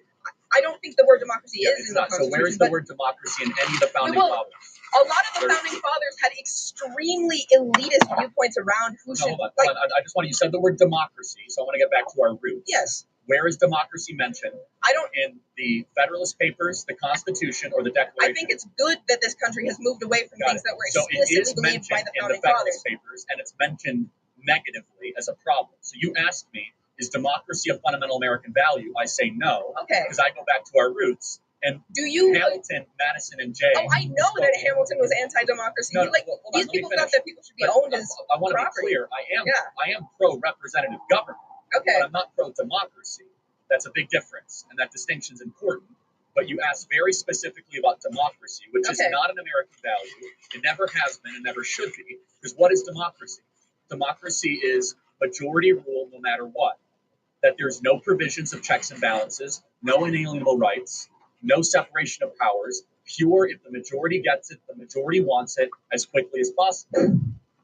Do you view democracy as an American value, something that's very important to the fabric of this country? No. Where is democracy in the U.S. Constitution? Oh, okay. So are you... Hold on. Where is the word democracy? I don't think the word democracy is in the Constitution. So where is the word democracy in any of the founding fathers? A lot of the founding fathers had Head to your pickup at 40 Unity Avenue. Hold on. I just want you said the word democracy, so I want to get back to our roots. Yes. Where is democracy mentioned? In the Federalist Papers, the Constitution, or the Declaration? I think it's good that this country has moved away from things that were explicitly believed by the founding fathers. Papers, and it's mentioned negatively as a problem. So you asked me, is democracy a fundamental American value? I say no. Okay. Because I go back to our roots. And Hamilton, Madison, and Jay. Oh, I know that Hamilton was anti-democracy. These people thought that people should be owned as I want to be clear. I am pro-representative government. Okay. But I'm not pro-democracy. That's a big difference, and that distinction is important. But you asked very specifically about democracy, which is not an American value. It never has been and never should be. What is democracy? Democracy is majority rule no matter what. That there's no provisions of checks and balances, no inalienable rights, no separation of powers, pure if the majority gets it, the majority wants it as quickly as possible. Do you view democracy as an American value, something that's very important to the fabric of this country? No. Where is democracy in the U.S. Constitution? Oh, okay. So hold on. Where is the word democracy? I don't think the word democracy is in the Constitution. So where is the word democracy in any of the founding fathers? A lot of the founding fathers had extremely... On Miller Street, then turn left on McCarter Highway. Mentioned in the Federalist Papers, the Constitution, or the Declaration. I think it's good that this country has moved away from things that were explicitly believed by the founding fathers. In the Federalist Papers, and it's mentioned negatively. On McCarter Highway.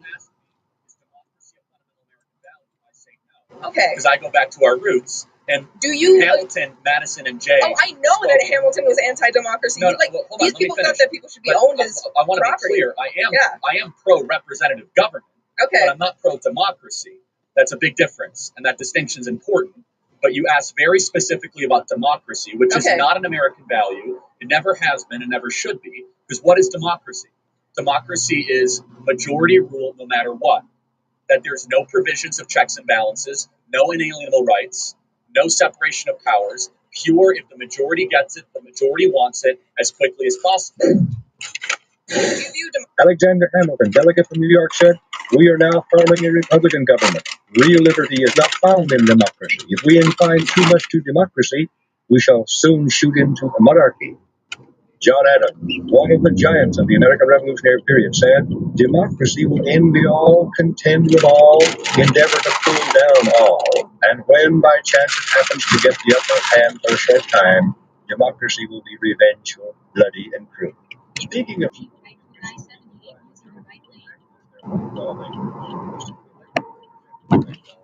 James Madison said, "Such democracies have ever been incompatible with personal security of the rights of property. A republic promises the cure for which we are seeking." Madison knows the father of the Constitution that enlightened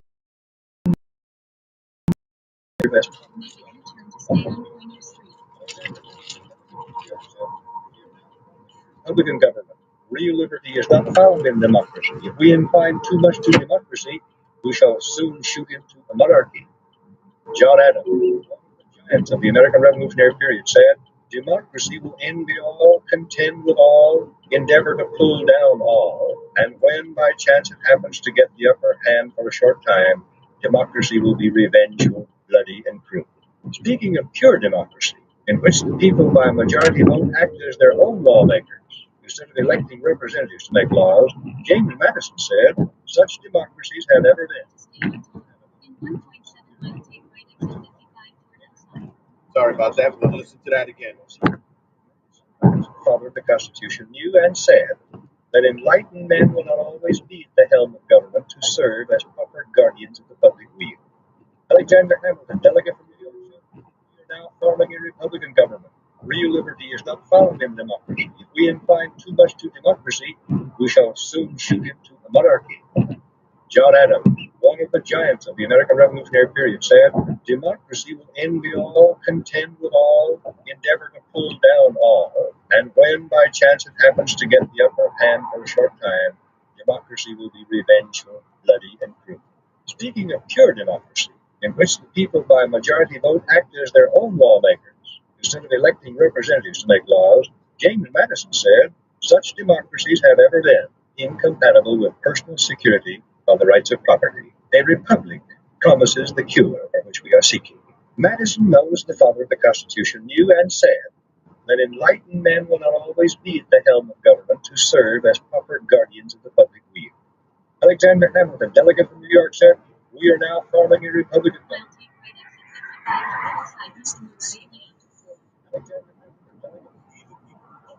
Alexander Hamilton, delegate. We the people of the United States. In order to form a more perfect union, establish justice, Ensure domestic tranquility, provide for the common defense, promote the general welfare, and secure the blessings of liberty to ourselves and our posterity. Do ordain and establish this Constitution For the United States of America.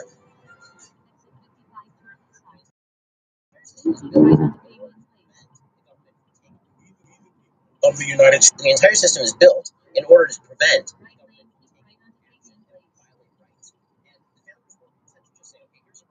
the entire system is built in order to prevent the government from taking action that would violate rights.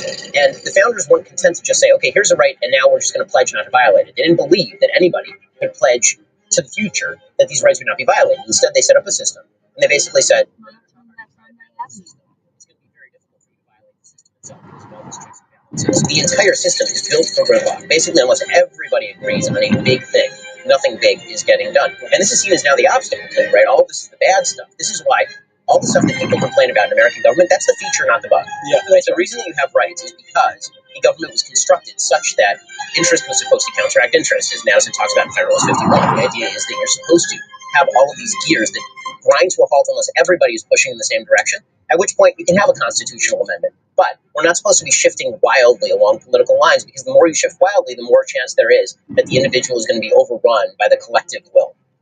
On Nye Avenue.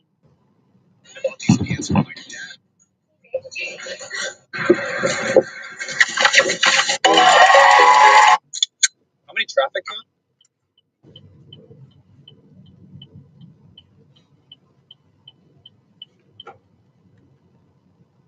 we the people of the United States, in order to form a more perfect union, establish justice, ensure domestic tranquility, provide for the common defense, promote the general welfare, and secure the blessings of liberty to ourselves and our posterity, do ordain and establish this Constitution for the United States of America. That's just a bit. Mile turn right on Grove Street.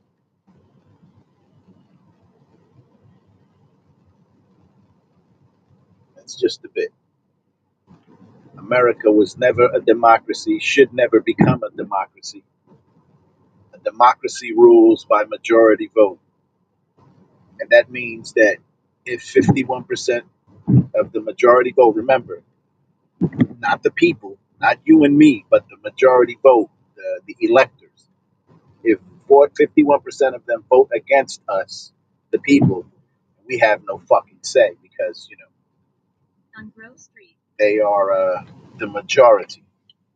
In a republic form of government, each individual dictates his life, the worth thereof, and the quality thereof. So remember that every time you hear Turn left on Clinton Avenue. Camel Toe Harris say our democracy, or any other politician say our democracy, we are not a democracy. We never have been, we never will be. And if we become one, remember, because I'm not ever voting for that bullshit. Remember, if we ever become a democracy, it's because of you people. You people who believe the dumb shit. Just remember that. And to the republic for which it stands, not the democracy.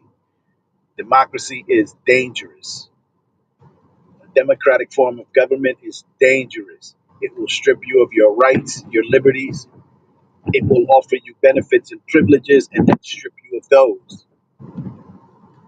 I mean, just look at what's happening to the country today, right?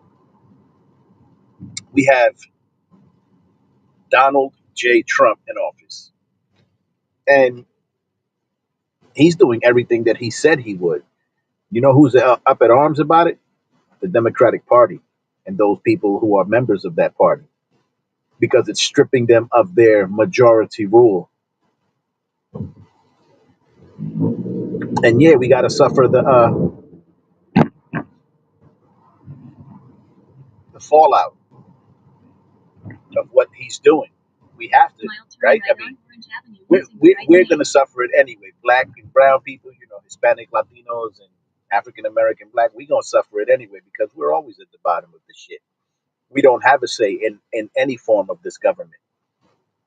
But the blessing for us is that this isn't our rest, right? This isn't our rest. This is the land of our captivity. And even though we're not shackled and yoked and beaten, we are still in captivity because we're paying tribute.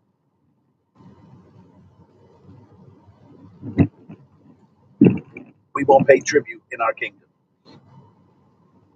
So let them do what they do. But for those of you who are part of this kingdom, right? This was established for you, by you. You should enjoy it and you should take it back. And you should stop letting the people who have been bought and paid for, who are filthy fucking rich now, while the rest of you remain poor and hungry. Because that's all they care about. The Rodhams, that's all they give a shit about is the money. They don't give a shit about you. The Clintons, they don't give a shit about you. The Bushes, hell, even the McConnells, the Pelosi's, all of them, they don't give a shit about you. Everybody's bought and paid for. And the only way to take back this country is for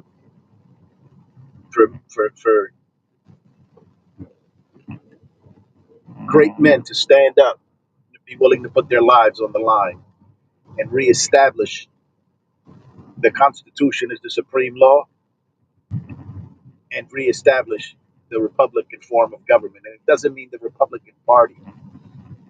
It means Republic. Fucking Democrats. Commie rats is what they are.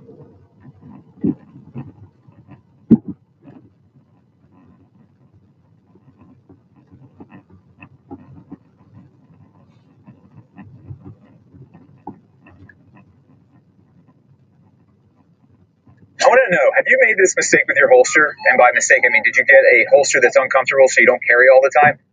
Hello, I'm Dan, and this is Dan Explains. In a few days, the United States will be conducting midterm elections. I don't like this For those guy's who don't voice, live so in the we're not U.S. gonna or watch it. do, but could care.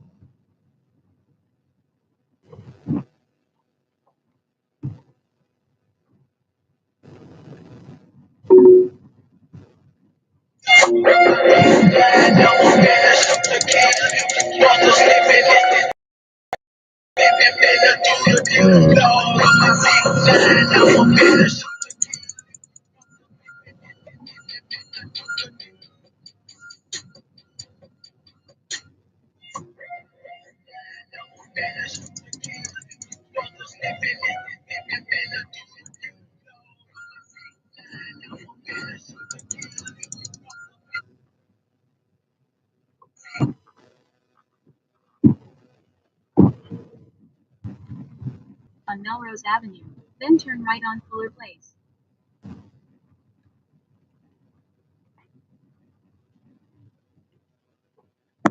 Anyway, start thinking about it, people.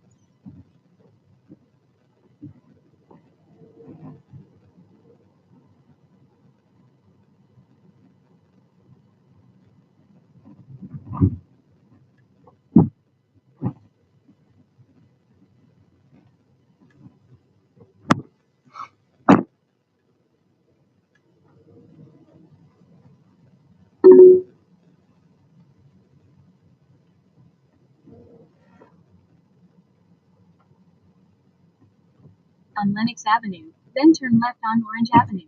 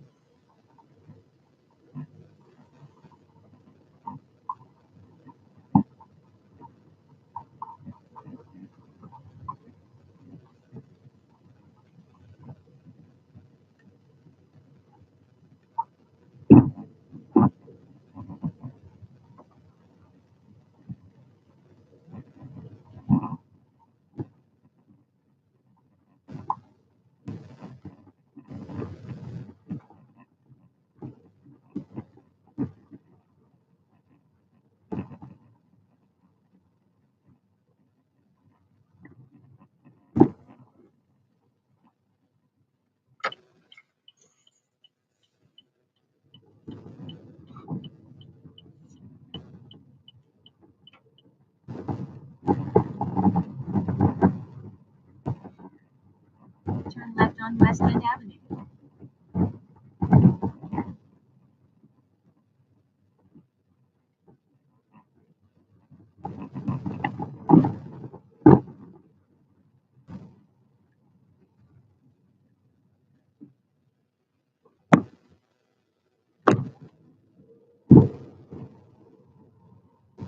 On West End Avenue.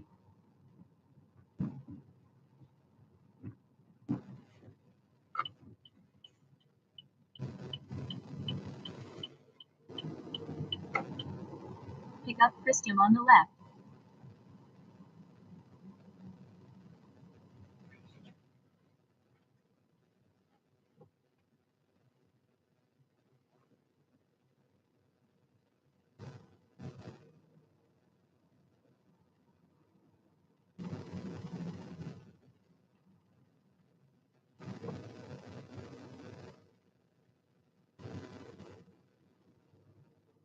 Christium on the left.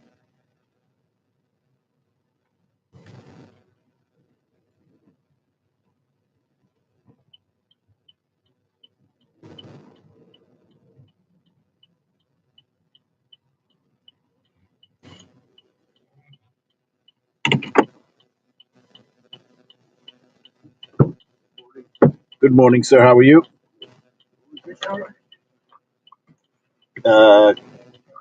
Yeah.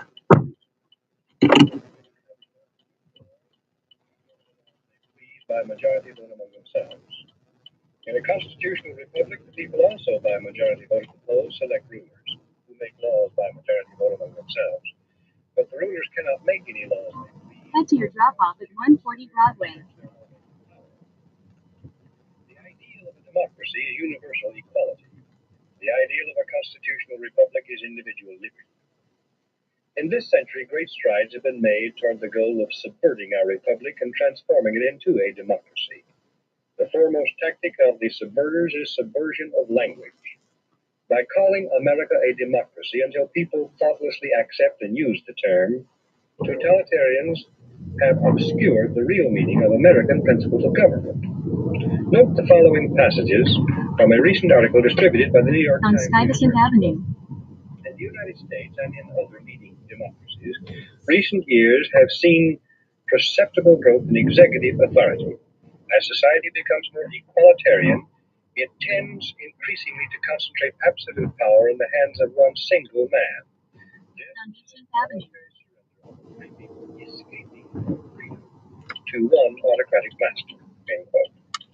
And note the following from Gunnar Myrdal's An American Dilemma. Quote, in America, liberty often provided an opportunity for the stronger to rob the weaker. Against this, the equalitarianism in the American creed has been persistently revolting. And in the end, liberty, equality is slowly winning. In America, conservatism has to a great extent been perverted into a cult of the Constitution. This is unfortunate since the Constitution is in many respects impractical and ill-suited for modern conditions. The worship of the Constitution is also a most flagrant violation of the American creed. The Constitutional Convention was nearly a plot against the common people. End quote. Now, Gunnar Myrdal, a Swedish socialist, was hired by the Carnegie Corporation of New York in 1937 to direct a study of the Negro in the United States. He engaged a large staff, some of them communists, pro-communist. An American Dilemma resulted, first copyrighted in the United States in 1944. In 1954, Mile turn left on Myrtle Avenue. segregation decision, which deliberately violated the Constitution, reversed a previous Supreme Court decision, and lit a fuse touching on explosive violence, which has been shattering our society ever since. The court cited An American Dilemma as one of the modern authorities on which it relied in preference to the Constitution for justification of its decision. An American Dilemma, written by On Myrtle Avenue. provided a basic rationale for the conversion of our free republic into an equalitarian democracy. Myrdal contends that the American Declaration of Independence, 1776, proclaimed the ideal of an equalitarian democracy because it contains the phrase, all men are created equal. 11 years later, the Constitution created not a democracy founded on the ideal of equality, but a republic founded on the ideal of liberty. This is why Myrdal says the Constitutional Convention was nearly a plot against the common people. But he and those who parrot his ideas are either ignorant or dishonest. The Constitution was ordained specifically to safeguard the principles of liberty proclaimed by the Declaration of Independence. The Declaration's phrase, all men are created equal, means that men are equal before the law and before the Creator, regardless of their inequality in human society. The Declaration says that men are endowed with unalienable rights, and that the purpose of government is to secure these rights. The unalienable rights of man enumerated in the Declaration of Independence do not include equality, but they do include liberty, along with life and pursuit of happiness. Equality of all men in the eyes of God. Mile keep left onto Garden State Parkway, using the left lane. Government efforts to achieve material equality will produce crushing tyranny, but will not make people equal. The writers of the Constitution were anxious to safeguard liberty against dictatorship, monarchy they called it, but their chief anxiety was to protect the country against democracy. Onto Garden State Parkway North. The objective of the convention was to provide a cure for the follies and fury democracy. Elbridge Gerry and Roger Sherman, delegates from Massachusetts and Connecticut, urged the Constitutional Convention to create a system of evils that flow from the excess of democracy. Alexander Hamilton, delegate from New York, said, "We are now forming a Republican government. Real liberty is not found in democracy. If we incline too much to democracy, we shall soon shoot into a monarchy." John Adams, one of the giants of the American Revolutionary period, said, "Democracy will envy all, contend with all, endeavor to pull down all. And when by chance it happens to get the upper hand for a short time, democracy will be revengeful, bloody, and cruel." Speaking of pure democracy, in which the people by majority vote act as their own lawmakers, instead of electing representatives to make laws, James Madison said, "Such democracies have ever been incompatible with personal security or the rights of property. A republic promises the cure for which we are seeking." Madison, known as the father of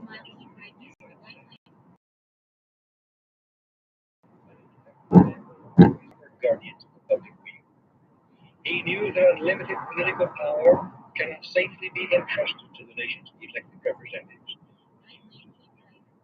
Important directions. In a quarter mile, keep right forward and Parkway. East Orange using the right lane. Turn right on North Gordon Parkway. Turn right on North Gordon Parkway. They executed because whatever a majority On North Gordon Parkway. Turn left on Park Avenue. Turn left on Park Avenue. of the principle of majority rule. Jefferson answered that On Park Avenue. Then turn right on Parkway Drive. changed. Turn left on Springdale Avenue. Turn left on Springdale Avenue. We pledge allegiance to the republic for which our flag stands, not to a democracy. On Wreckage Avenue. Then turn right on Garden State Parkway. Turn right on Garden State Parkway North. Binding contract enumerating the limited powers which the federal government can legally exercise, prohibiting it from exercising any powers not granted in the contract. It denies federal officials the power to do whatever they claim to be necessary for the general welfare. On North Maple Avenue. Make a U-turn. Then turn right on North Arlington Avenue. Because the states' ultimate power to change the organic structure of government was left with the people. But the means of making changes, amending the Constitution, were carefully prescribed to militate against hasty, unwise decisions by the people. As Benjamin Franklin left the State House in Philadelphia on the closing day of the Constitutional Convention, a woman asked him what kind of government the convention had given America, and Franklin replied, "A republic, if he can keep it." Very old and very wise, Franklin saw through the mists of time to the day when Americans might trade their freedom in a constitutional republic for the promise of government guaranteed equality and security in democracy. Mile keep left onto Garden State Parkway North using the left lane. Guaranteeing nothing but poverty and serfdom for the people who robbed and ruled. The American Onto Garden State Parkway North. a backward continent into the most magnificent nation of all time. The system was designed to prevent both tyranny by government and reckless rebellion by the people. We must restore it and keep it. This is Democracy Now!, democracynow.org, the War and Peace Report. I'm Amy Goodman with Juan Gonzalez. How to hide an empire. The history of the greater United States. That's Let's take right exit 151 onto County Highway 655 toward Montclair. former territories like the Philippines and its hundreds of military.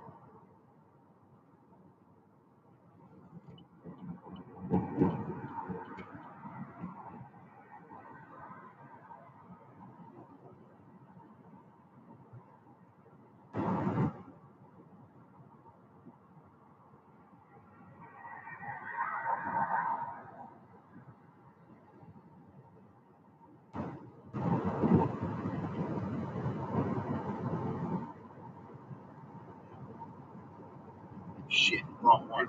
Fuck. Yeah, no. You have GPS, no, Keep. easy pass, right? Yeah, I got Easy Pass. I'm gonna get My back. GPS is 12 minutes. 11 minutes. Uh-huh.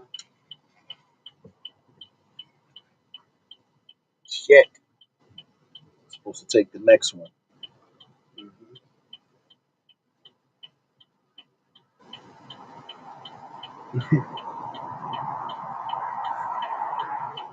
Come on, come on, come on, come on.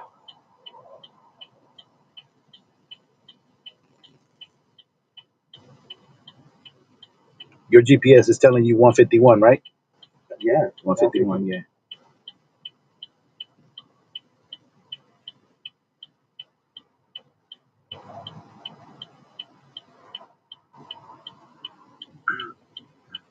GPS is Yeah, yeah, mine too. uh-huh.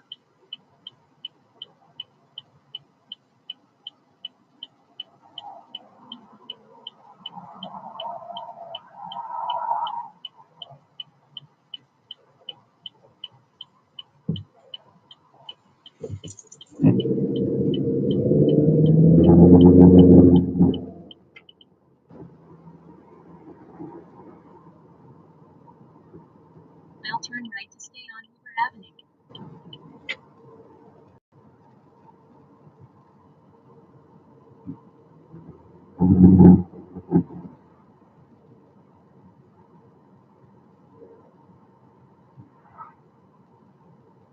To stay on Hoover Avenue.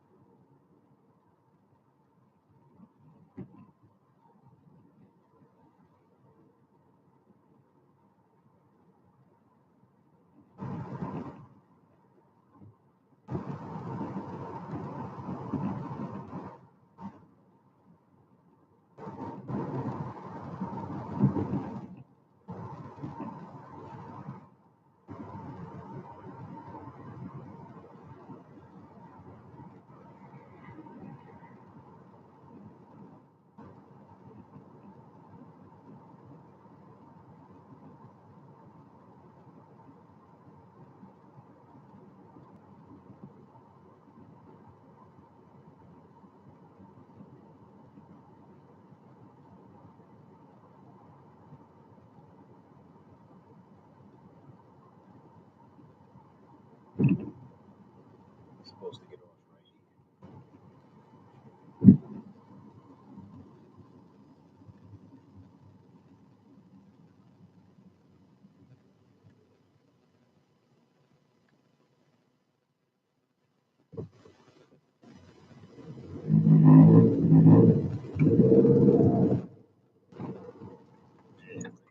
here. Fuck.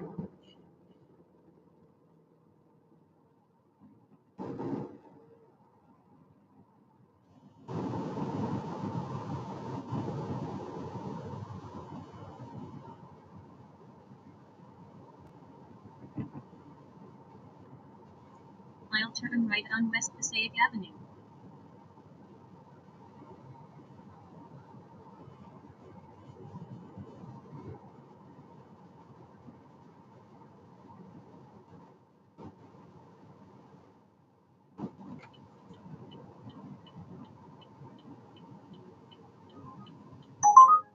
right on West Passaic Avenue.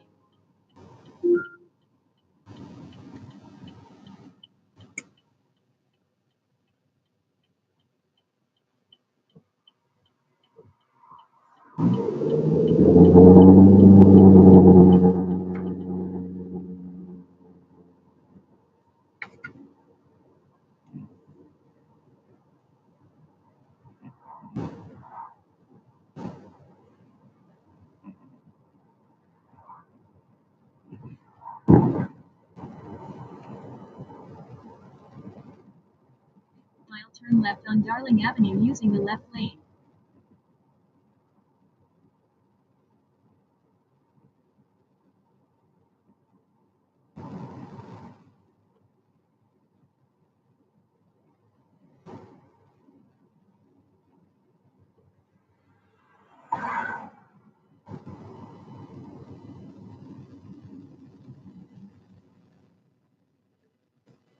On Darling Avenue.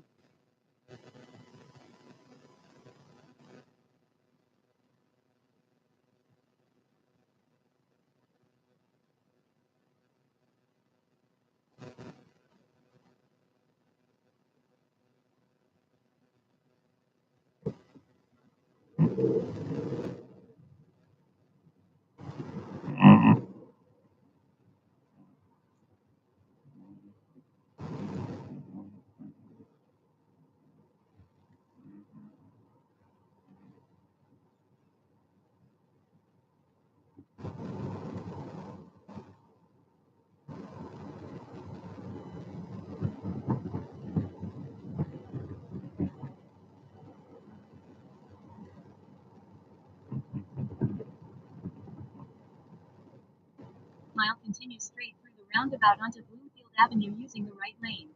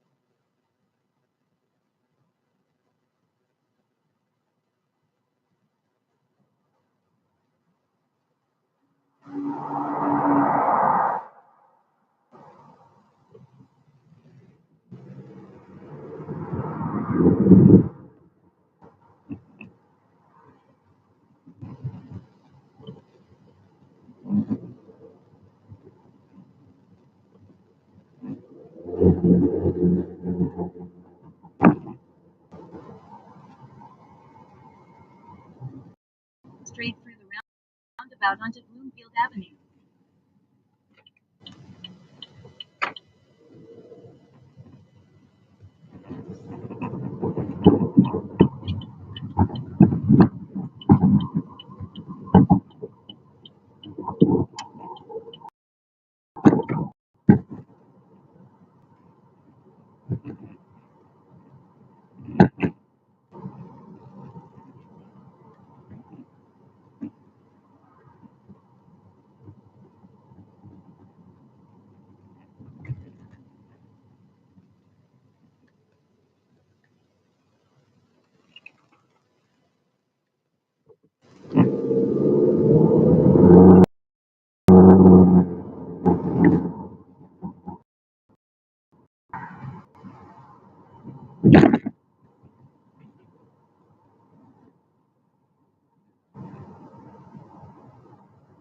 Mile turn right to stay on Bloomfield Avenue.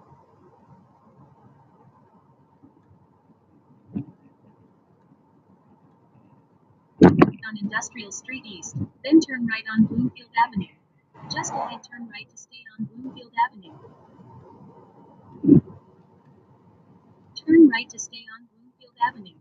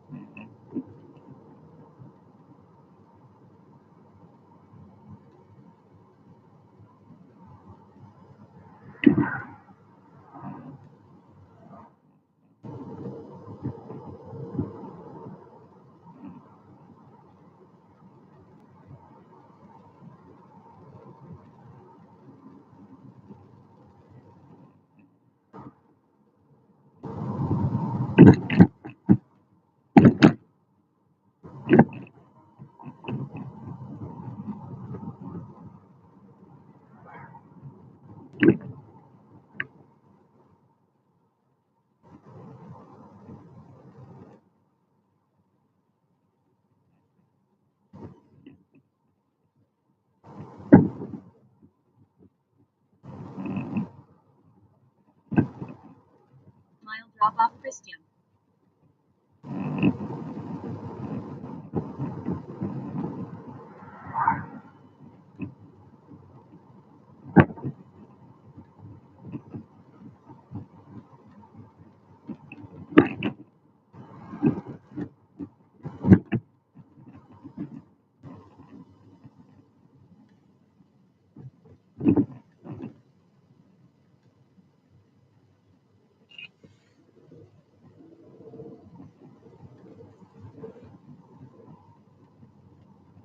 Christian. Yes. Yeah.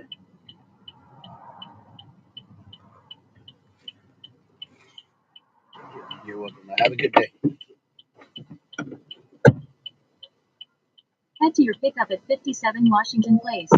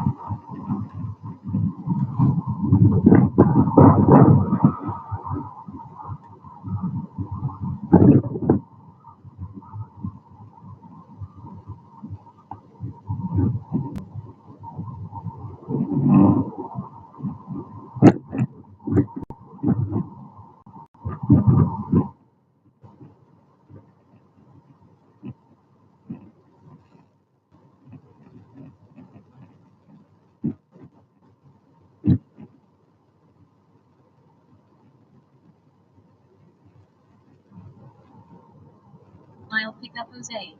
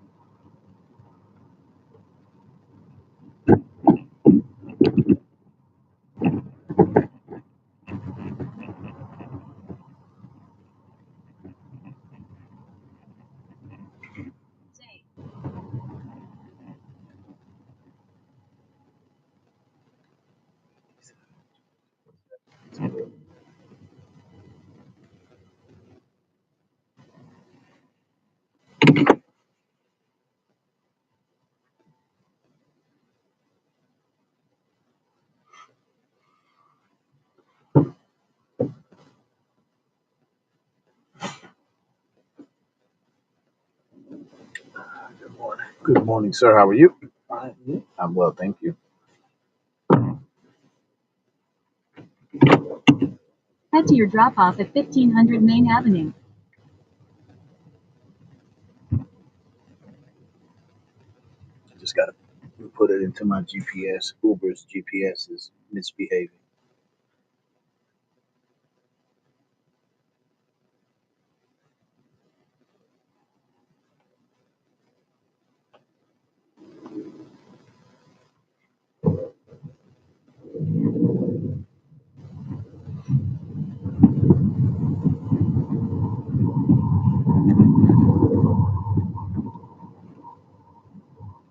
On Jefferson Street.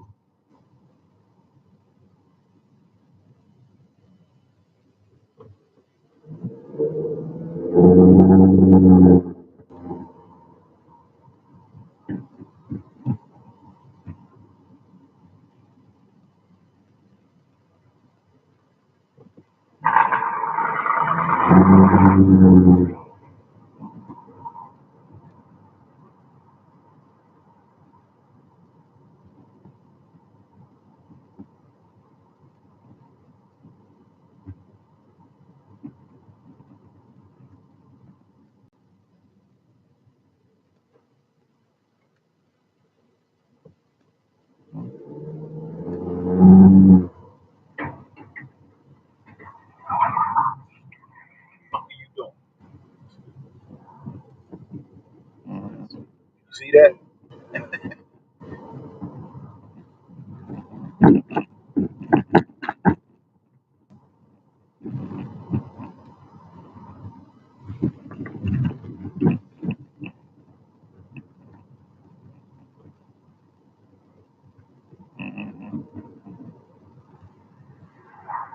I'll turn left on President's Street.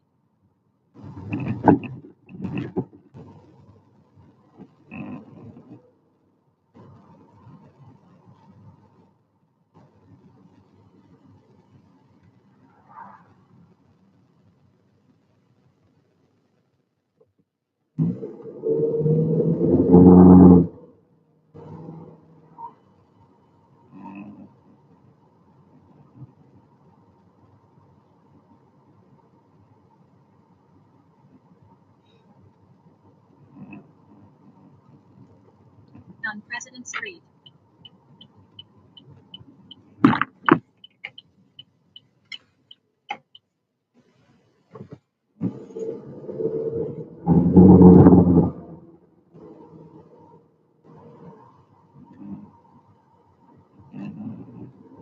Turn right on Lexington Avenue.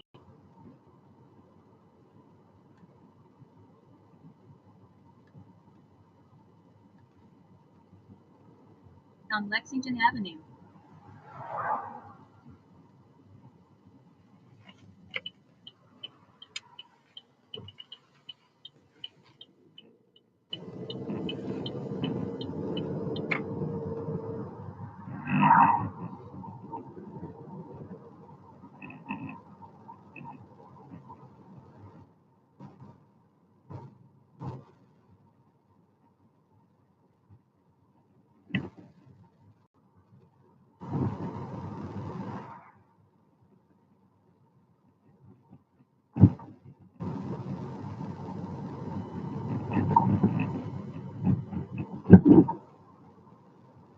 Mile turn left on Clifton Avenue using the left lane.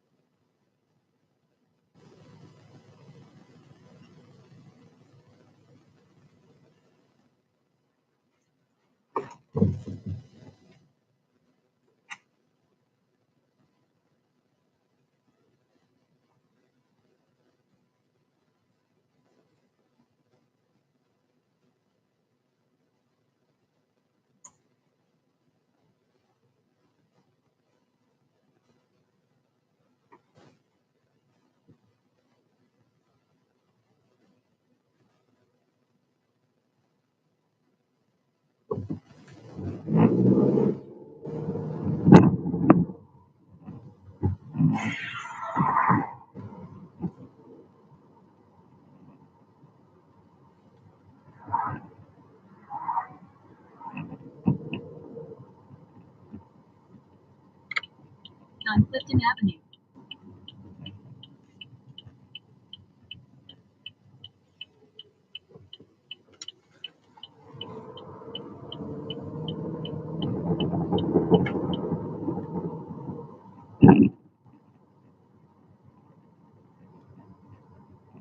Mile turn right on Main Avenue.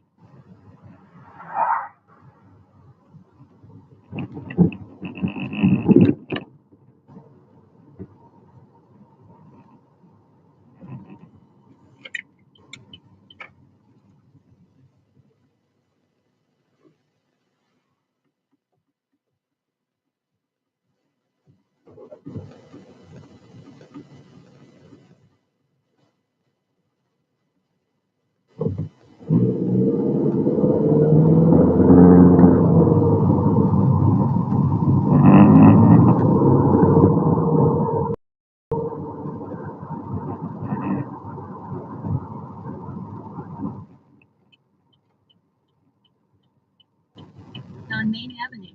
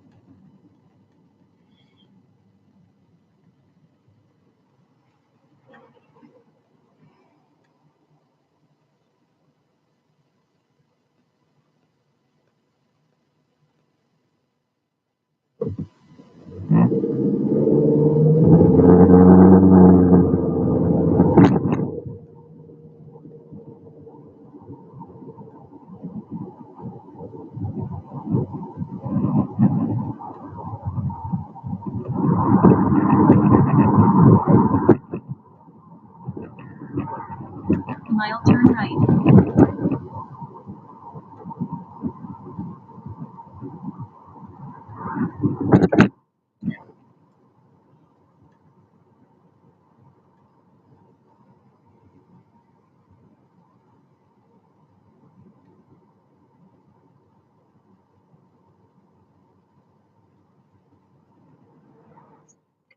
Then turn left.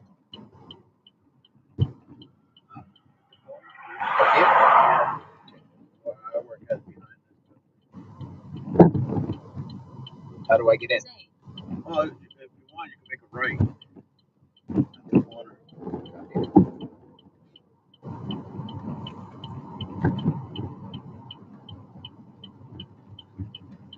It's so my GPS could read it and I could know where it is. You know. Oh, yes. Right there with the white truck is Right there. Nice. So turn in. Yeah, if you want, or you can leave it right here. On Getty Avenue.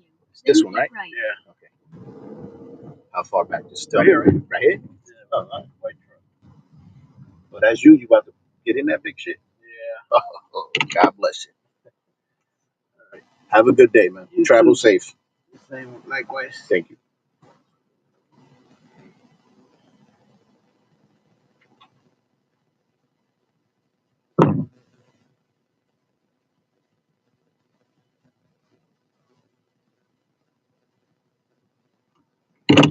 This weird Japanese trick shrinks your belly fast. This is the gelatin recipe that took me from 176 to 198 inches just 2 weeks. And the best part, it's natural, easy, has no side effects, and takes less than a minute to make. Grab a pen and write this down, because in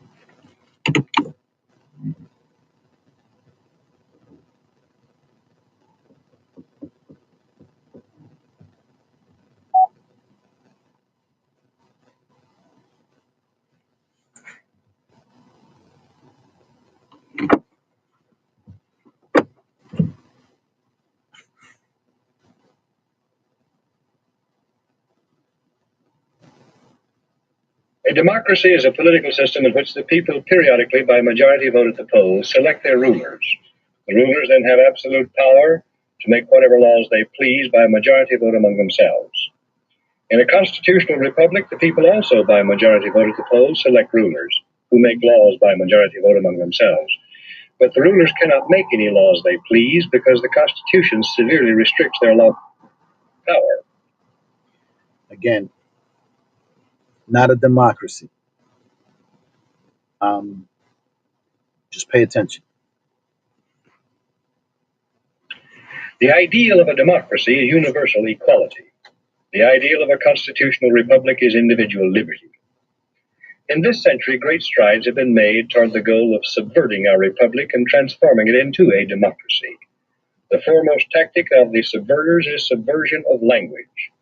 By calling America a democracy until people thoughtlessly accept and use the term, totalitarians have obscured the real meaning of American principles of government. Note the following passages from a recent article distributed by the New York Times News Service. Quote, in the United States and in other leading democracies, recent years have seen perceptible growth in executive authority. As society becomes more equalitarian, it tends increasingly to concentrate absolute power in the hands of one single man. This is a voluntary surrender of a free people escaping from freedom to one autocratic master. End quote. And note the following from Gunnar Myrdal's An American Dilemma. Quote, in America, liberty often provided an opportunity for the stronger to rob the weaker. Against this, the equalitarianism in the American creed has been persistently revolting. And in the conflict between equality and liberty, equality is slowly winning. In America, conservatism has to a great extent been perverted into a cult of the Constitution. This is unfortunate since the Constitution is in many respects impractical and ill-suited for modern conditions. The worship of the Constitution is also a most flagrant violation of the American creed. The Constitutional Convention was nearly a plot against the common people. End quote. Now, Gunnar Myrdal, a Swedish socialist, was hired by the Carnegie Corporation of New York in 1937 to direct a study of the Negro in the United States. He engaged a large staff, some of them communists and pro-communists. An American Dilemma resulted, first copyrighted in the United States in 1944. In 1954, the Supreme Court handed down a school segregation decision, which deliberately violated the Constitution reversed a previous Supreme Court decision, and lit a fuse touching off explosive violence, which has been shattering our society ever since. The court cited an American dilemma as one of the modern authorities on which it relied in preference to the Constitution. Head to your pickup on Michigan Avenue. An American dilemma written by a Swedish socialist provided a basic rationale for the conversion of our free republic into an equalitarian democracy.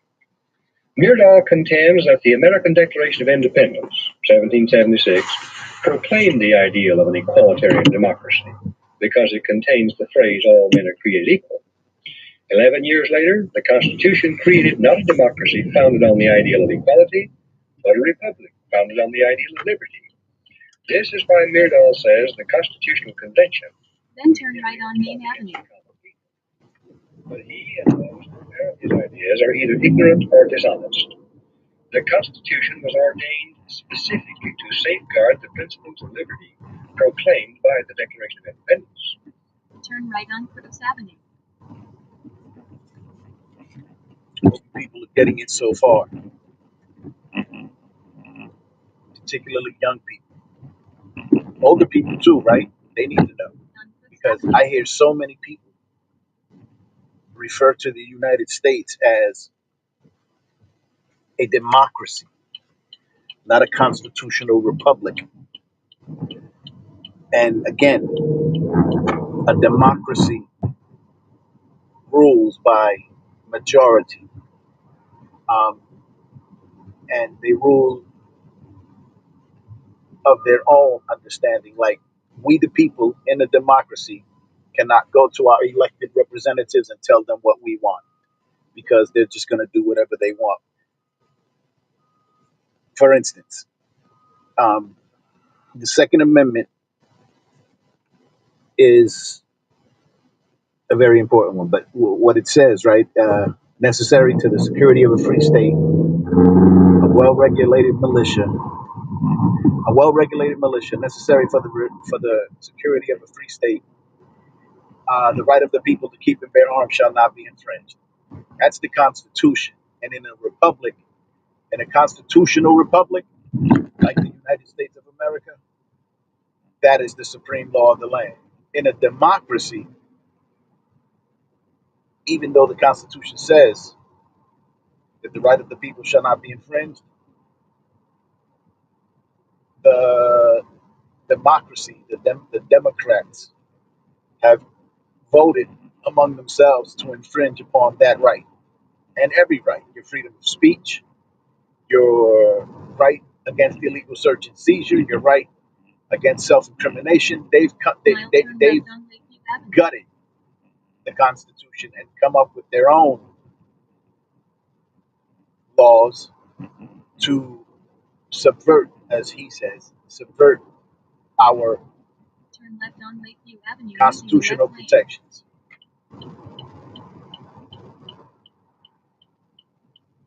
So, on Lakeview Avenue. remember that we are a republic where individual liberties are the rule of law. Mile turn left on Michigan Avenue.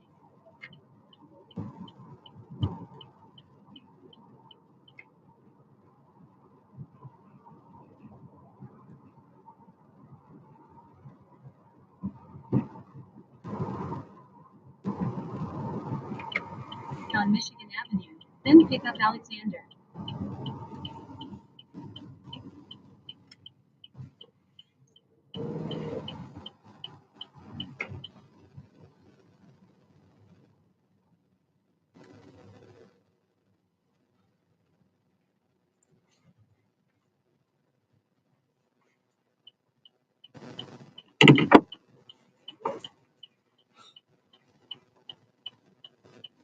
I'll play it in a minute.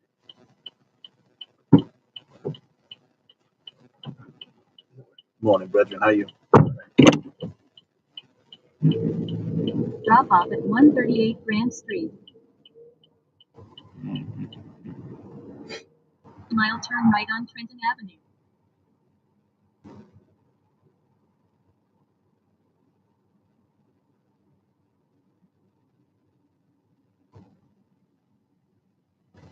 Use your seatbelt for your safety.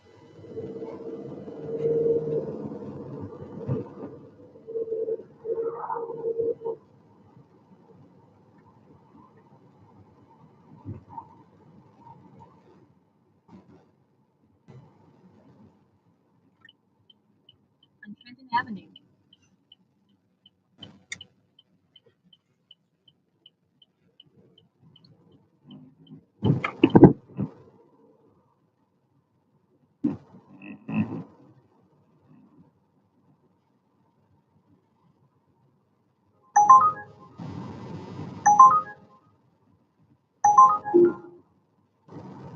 In a quarter-mile, turn left on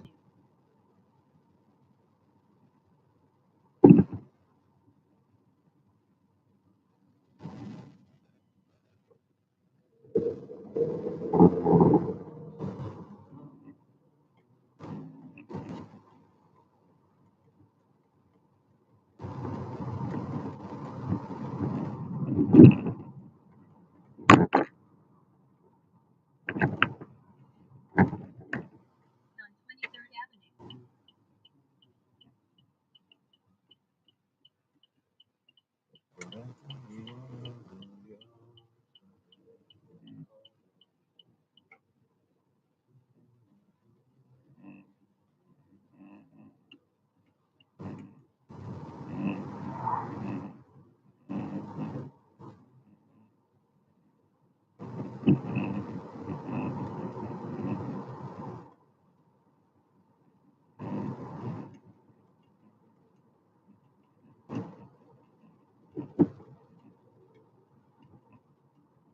Mile keep left toward I-80 West using the left lane.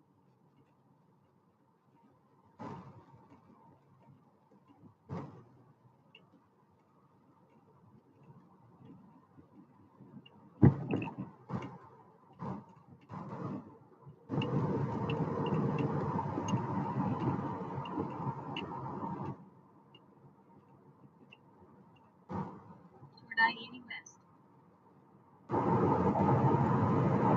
Just ahead, make a slight left turn on I-80 West using the left lane. Make a slight left turn on I-80 West.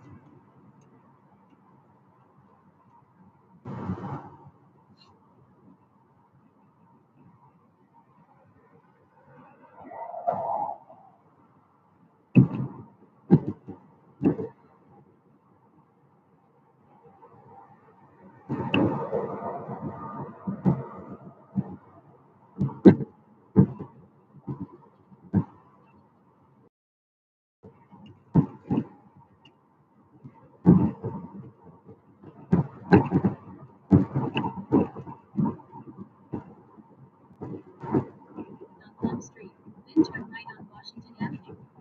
Turn right on Plum Street, then turn right on Washington Avenue.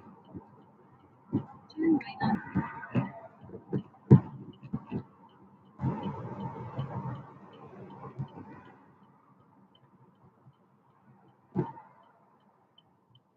right lane, keep right onto County Highway 638 toward Grand Street, then keep right onto Grand Street.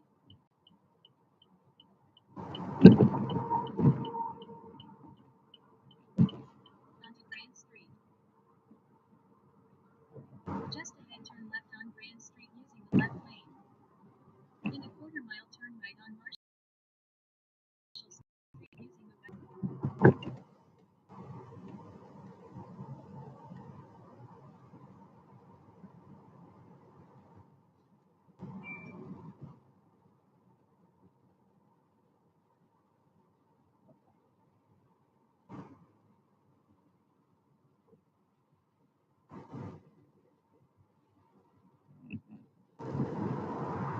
Turn to stay on Mill Street, then turn right on Grand Street.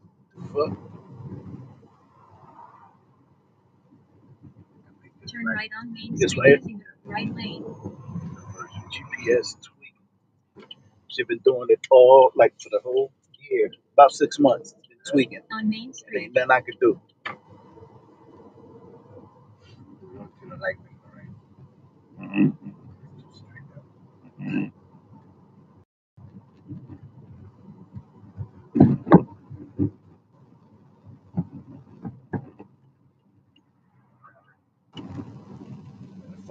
song stuck in my head and it won't go.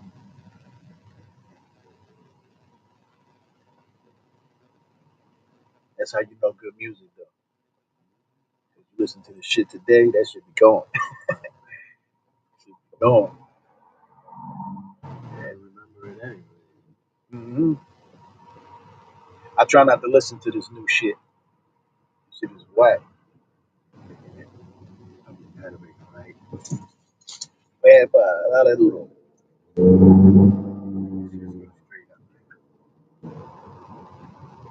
That'll get you pulled over. That'll do it. Madison will be like, what the fuck? What's wrong with you? Be like, GPS, man, it's tweaking out.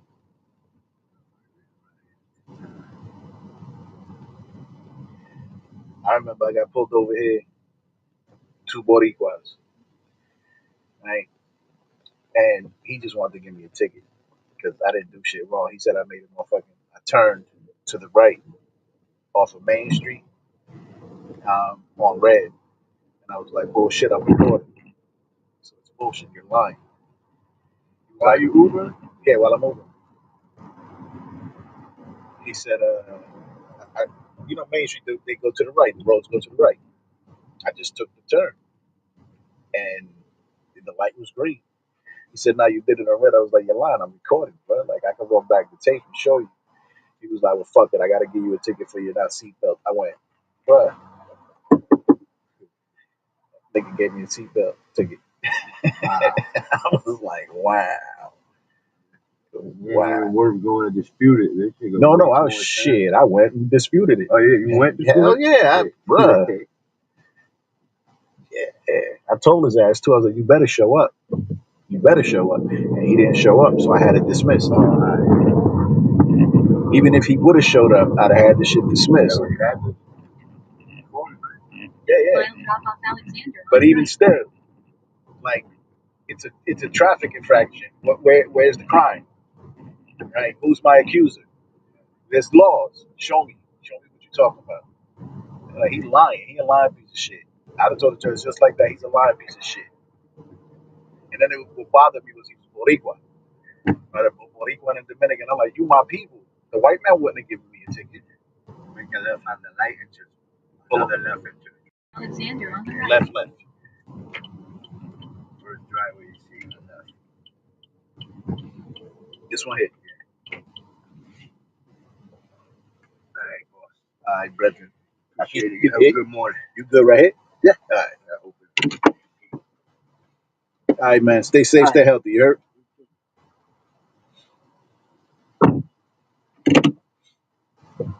Head to your pickup at 333 Carlisle Avenue.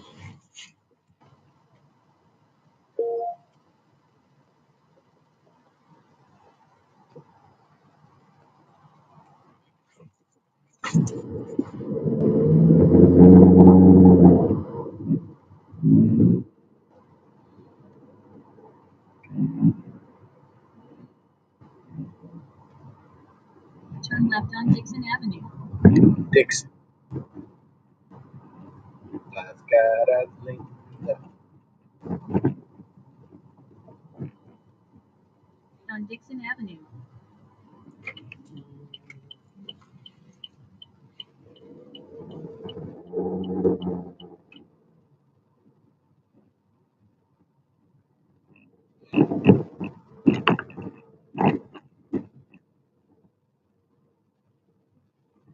Alexa.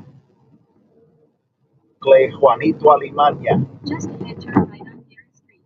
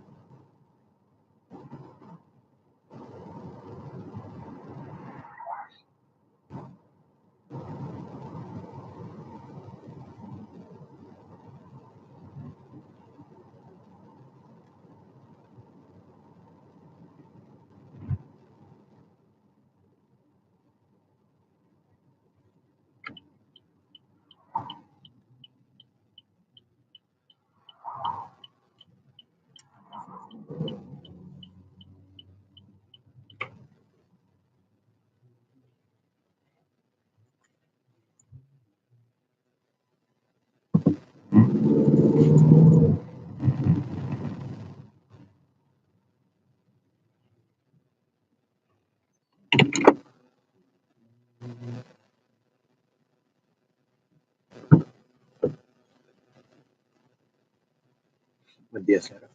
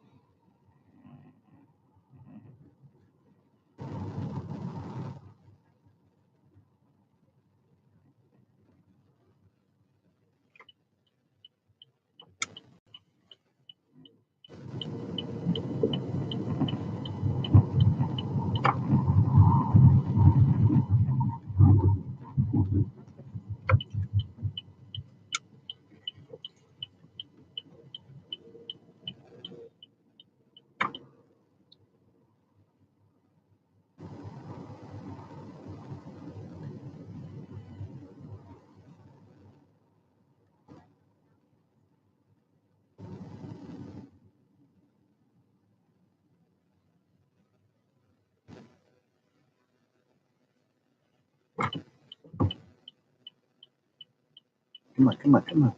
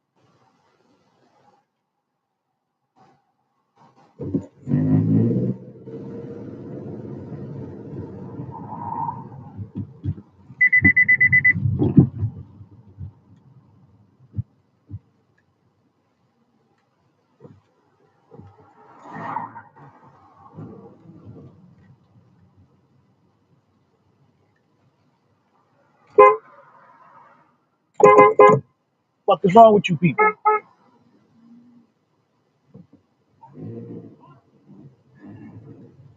What the fuck?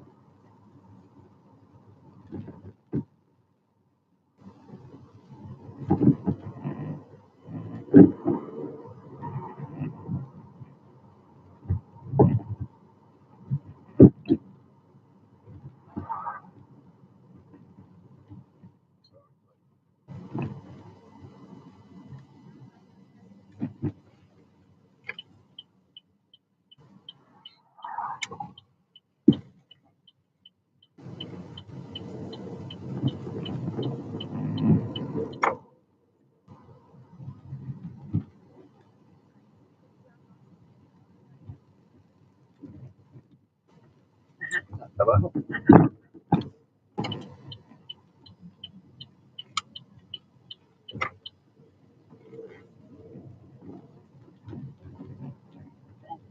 ¿Mm?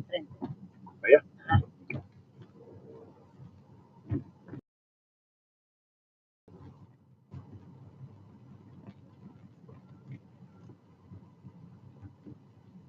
¿A dónde es?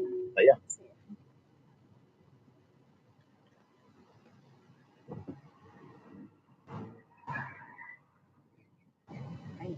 Aquí es.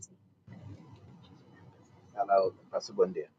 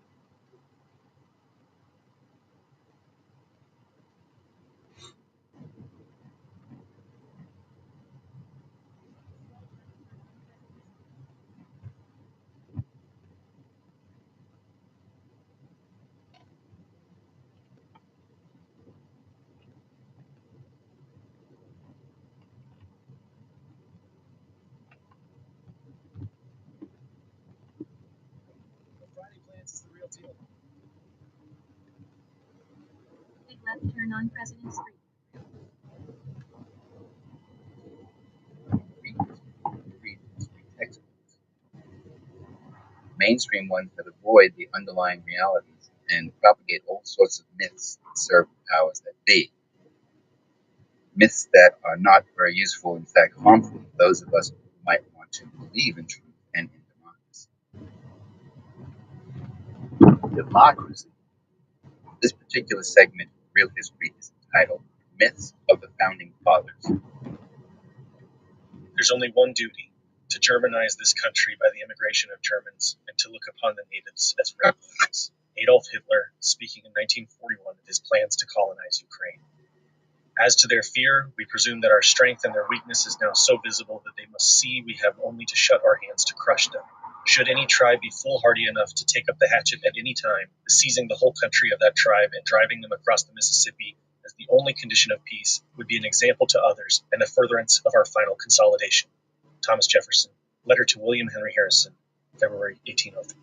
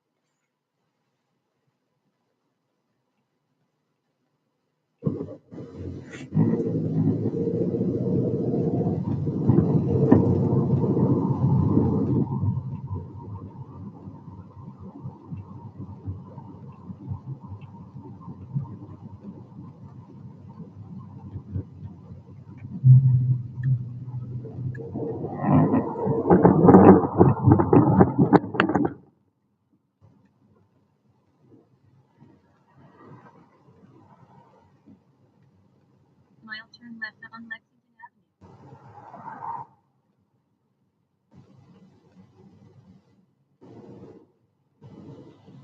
One of the reasons that there is this very real popular interest these days in the founders, and not just the Tea Party angle on it, which is somewhat misguided, I thought. Yeah, but the fact that these people are buying books about Jefferson, Washington, McCulloch's miniseries, that kind of thing. On President Street, then turn left on Lexington Avenue. See of our time. And what's really different is they were interested in serving in the interest of the public, which is not the same thing as the interest of the people. The interest of the people is a more fleeting and temporary thing, now driven by money.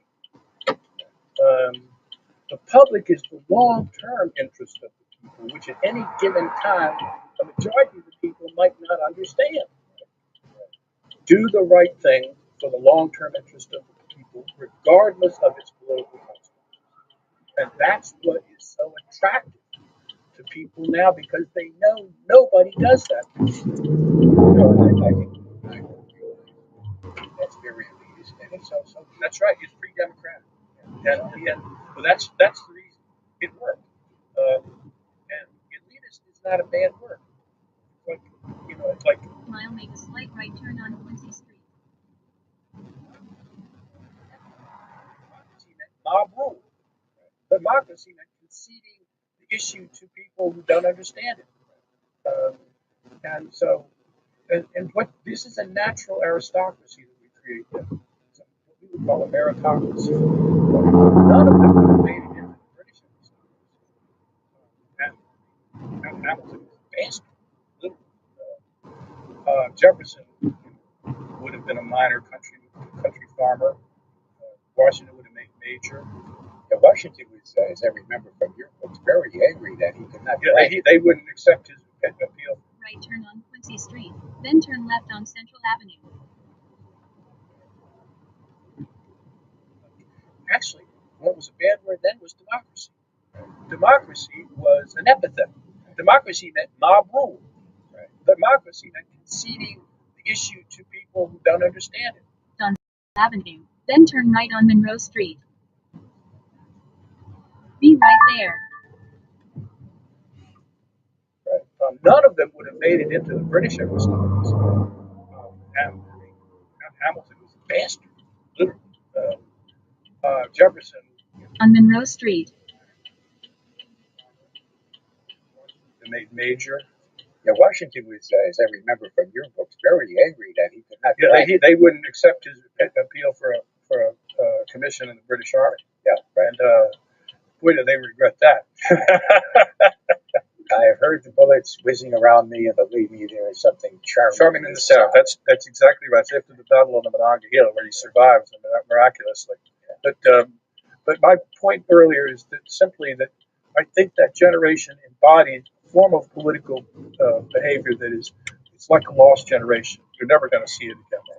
And yet, its very existence is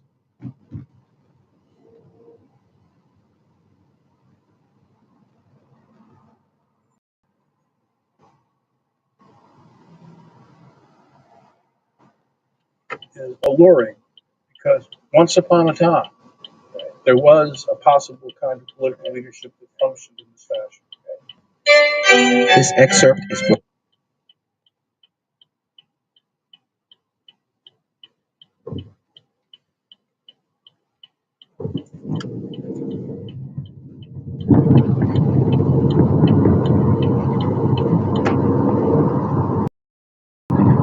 Turn right on Garden Street.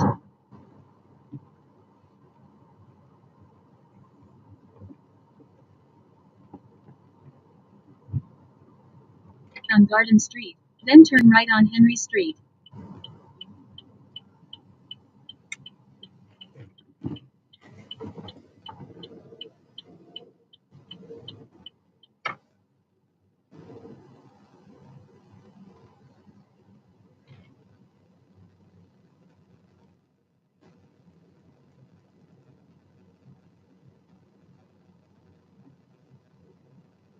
Now you're on the left.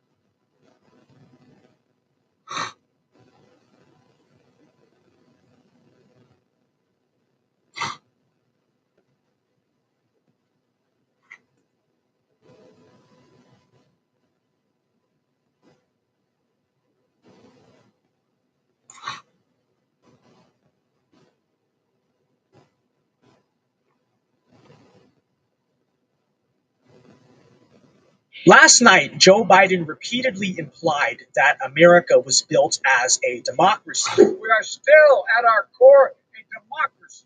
A democracy which he was simply defending from radical conservatives. Biden repeatedly touted authority in America's founding documents, mainly the Constitution and Declaration of Independence. MAGA Republicans do not respect the Constitution. We, the people, are the true heirs of the American experiment that began more than 2 centuries ago. We, the people, are burning inside of each of us the flame of liberty that was lit here at Independence Hall. But did the founding fathers who crafted those documents really believe in democracy? And did they really mean to establish one? Let's let them speak for themselves. Remember, democracy never lasts long. It soon wastes, exhausts, and murders itself. There is never a democracy that did not commit suicide. John Adams. If we incline too much to democracy, we shall soon shoot into a monarchy. Alexander Hamilton. Democracies have ever been spectacles of turbulence and contention, have ever been found incompatible with personal security or the rights of property, and have in general been as short in their lives as they have been violent in their deaths. James Madison. So be clear, those of you who are listening. A democracy doesn't give a shit about the people or their security or their personal rights, their property rights, any right that they have. What matters to them is their bottom line. This is why right now in America, you can buy a home, pay for it for 30 years, sometimes triple its worth, right? Through principal, interest, taxes, and insurance. And once you pay it off, you don't own it because ownership remains with the state. This is as a result of democratic rule because they've decided through democratic rule and policy, legislation, that the American people don't have the right to own their property, which is fucking insane. We've allowed the states and the federal government to usurp the power of the people. But that's what happens. Here, this is another quote. I think this one is George Washington. Is one of the evils of democratical governments that the people, not always seeing and frequently misled, must often feel before they can act right. George Washington. A simple democracy is the devil's own government. Damn. Benjamin Rush. These words are a far cry from today's mainstream understanding of American government, that our system was wholly set up to be of the people, for the people, by the people. The truth is that what the founders left us, much like the Roman Republic and much like the English parliamentary system that it was modeled on, was a republic of hierarchy, not a democracy of equality. This is evident both in the words and the actions of our founders. For one, we note that in the era of the founders, the right to vote was only granted to property-owning citizens, what you could essentially consider to be the upper class or the elite of society. Why? Because the founders did not believe that everyone should have the right to vote. They believed that large subsets of the population were actually incapable.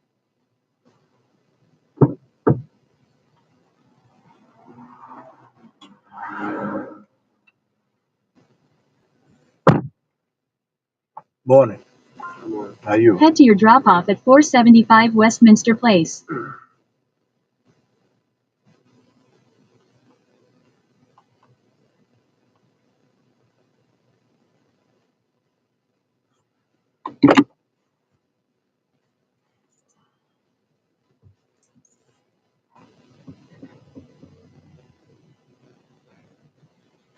Can you see back there? I can't see. Oh, yeah, you go. I'm good.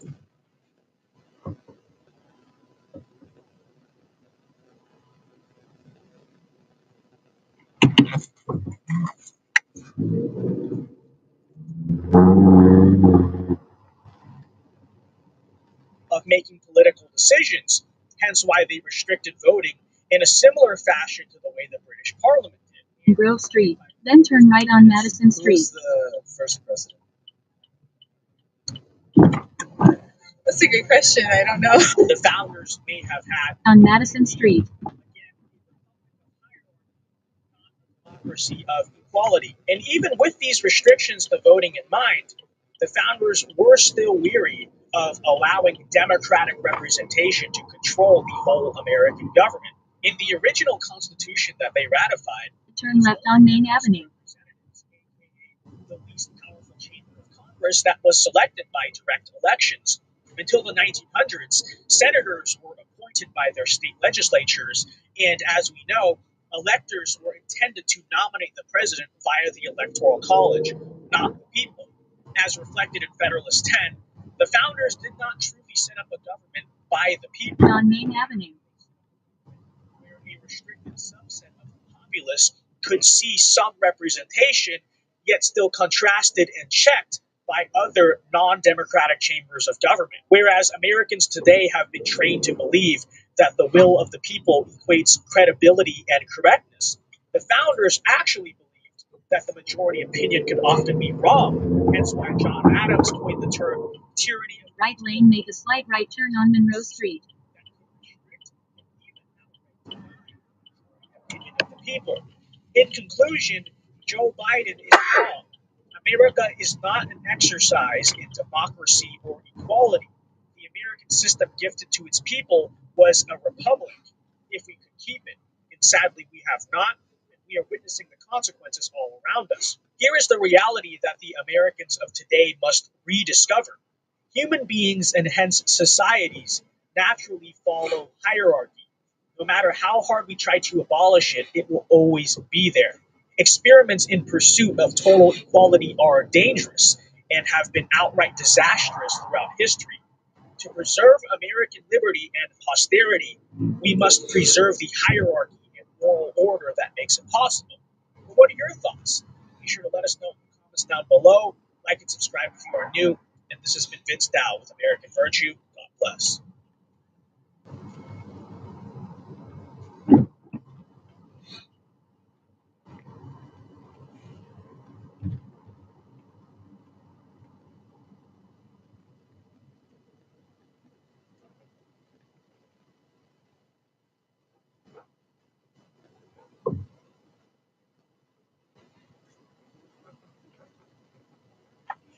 These gloves can withstand 1,340-degree flames, broken glass, and razor-sharp blades because For those who predict the American experiment can't last and who worry the social fabric is disintegrating at a time of rising political division, it's worth remembering that back when the ink had barely dried on the Constitution, the Founding Fathers were deeply pessimistic about the future of the country they had created. Hamilton called the Constitution a frail and worthless fabric. Washington lamented the growth of political factions. Adams thought a lack of civic virtue doomed the Republic. Jefferson watched sectional divisions between North and South with horror, calling the sacrifices made by the generation of 76 useless because it would be thrown away by the passions of their sons. My only consolation, he wrote, is to be that I live not to weep over it. Their pronouncements seem almost histrionic to the modern ear. In Fears of a Setting Sun, Syracuse University professor Dennis Rasmussen wrestles with the founders' near universal pessimism about the future of the country they created.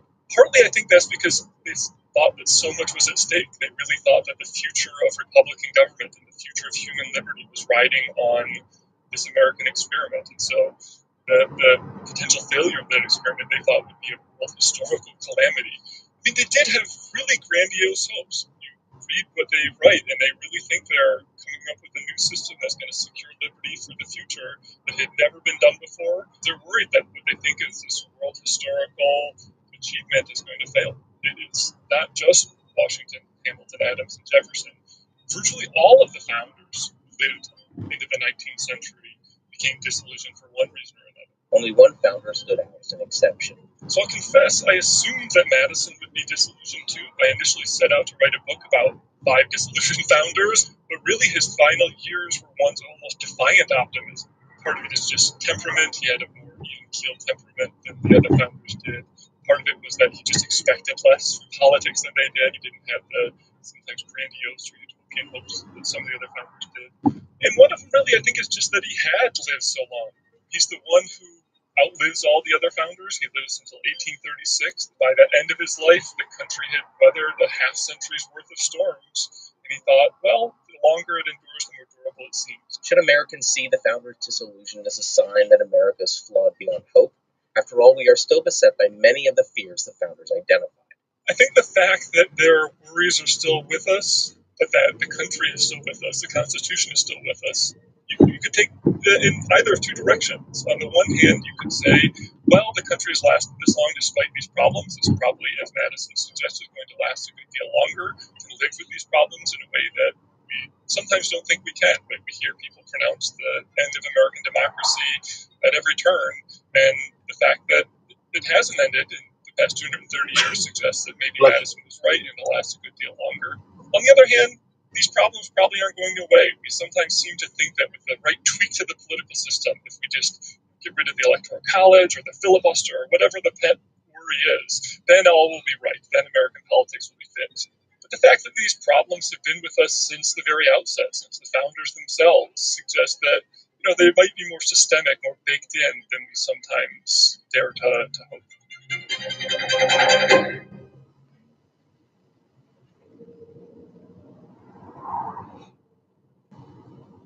Mile turn left on Midland Avenue.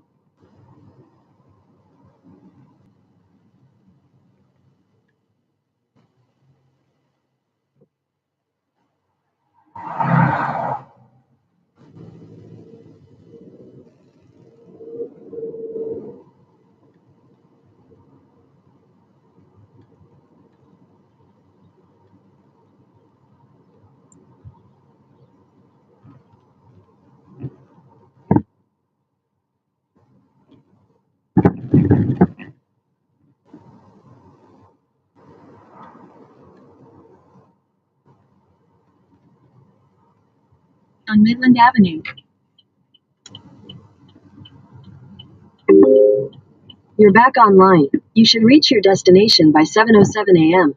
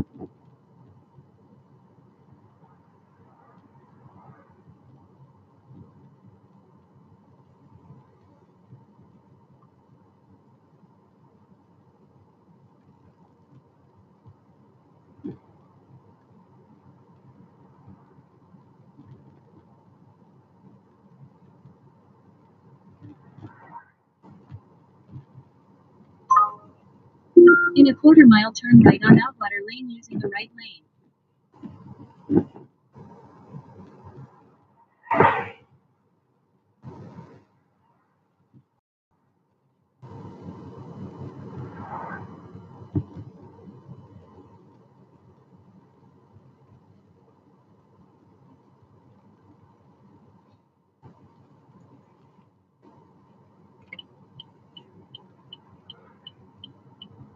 On Outwater Lane.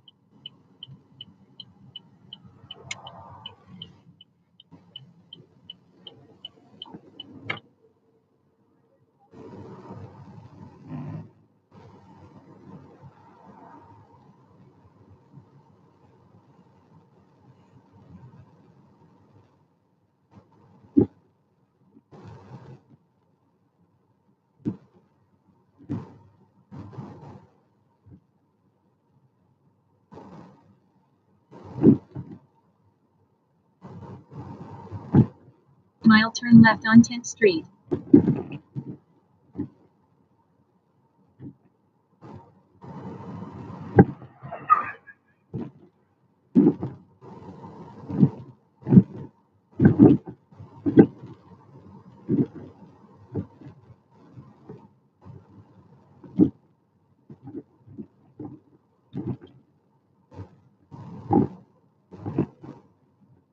On 10th Street.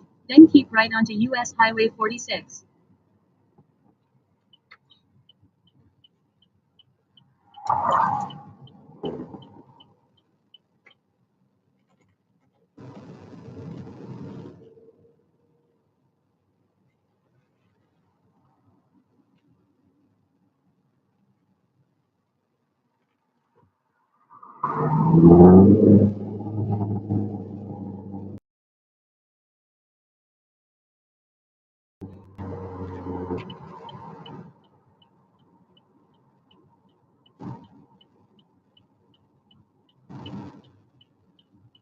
Right lane, make a slight right turn on Westminster Place.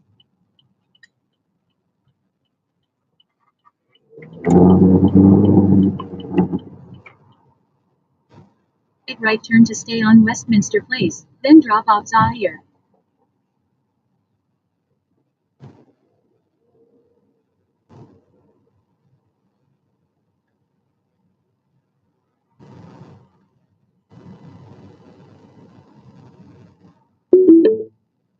Zahir. Is this it right? Have a good day.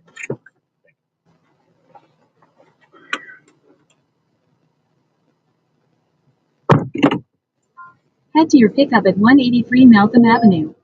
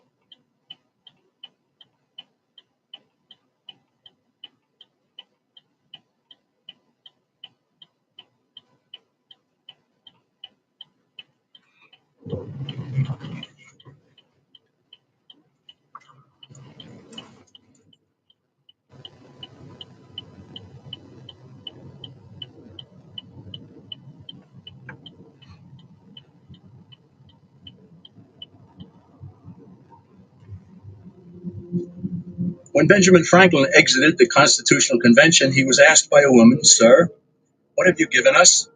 His immediate response was, "A republic, ma'am, if you can keep it." Yet most Americans today have been persuaded that our nation's governmental system is a democracy and not a republic. The difference between these two is essential in understanding Americanism and the American system. Before we discuss political systems, however, it's helpful to address the confusion that has been spread about the political spectrum. Many have been led to believe that the political spectrum places groups such as communists on the far left, fascists or dictators on the far right, and political moderates or centrists in the middle. However, a more accurate political spectrum will show government having zero power on the far right to having 100% power on the far left. At the extreme right, there is no government. The extreme left features total government under such labels as communism, socialism, I'll turn right on First Street. democracy, and not a republic. The difference between these two is essential in understanding Americanism and the American system. Before we discuss political systems, however, it's helpful to address the confusion that has been spread about the political spectrum. Many have been led to believe that the political spectrum places groups such as communists on the far left, fascists or dictators on the far right, and political moderates or centrists in the middle. However, a more accurate political spectrum will show government having zero power on the far right to having 100% power on the far left. At the extreme right, there is no government. The extreme left features total government. On First Street, then turn right on Harrison Avenue. Power on the far left. At the extreme right, there is no government. The extreme left features total government under such labels as communism, socialism, Nazism, princes, potentates, dictators, kings, any form of total government.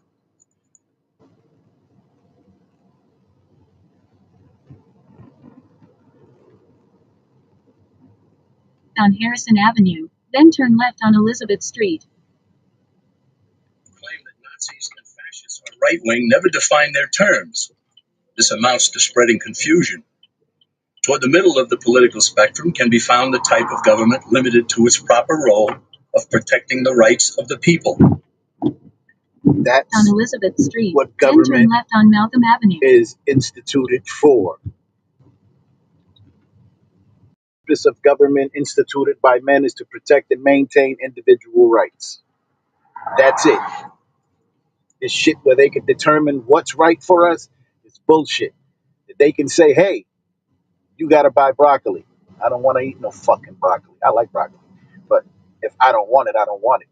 Like the inoculations, so that I don't say the word, the poke, where they forced the bulk of American people to get an inoculation. On Malcolm Avenue, then pick up the Lakey on the right. Then end up doing more harm than good. Everyone I know who has taken that jab is fucked.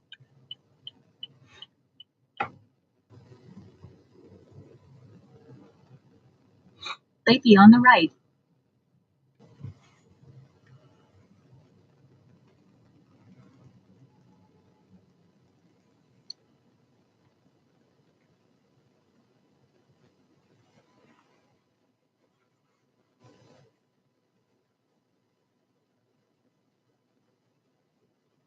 That's where the Constitution of the United States is.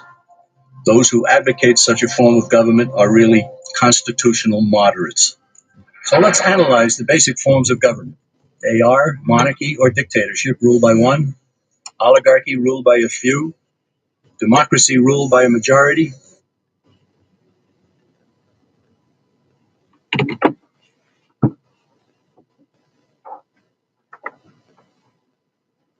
Buen día. Buen día, señor. ¿Cómo está? Head to your drop-off at 180 East Union Avenue.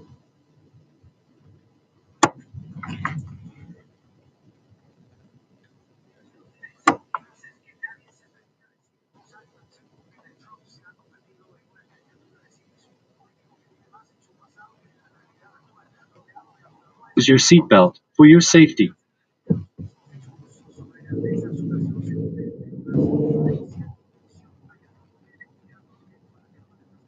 Turn left on Charles Street.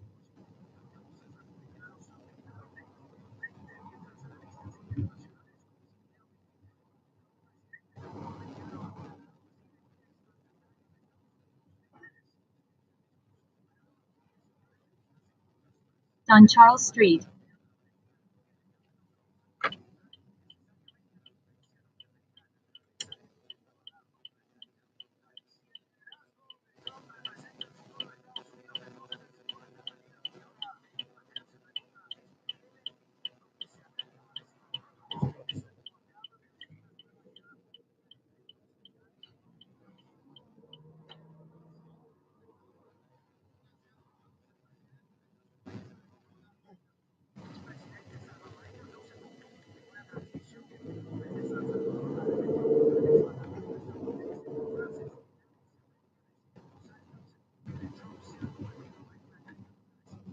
Bukele está loco. Bukele está loco. Dice que va a pasar todo domingo. Va a meter preso a vida.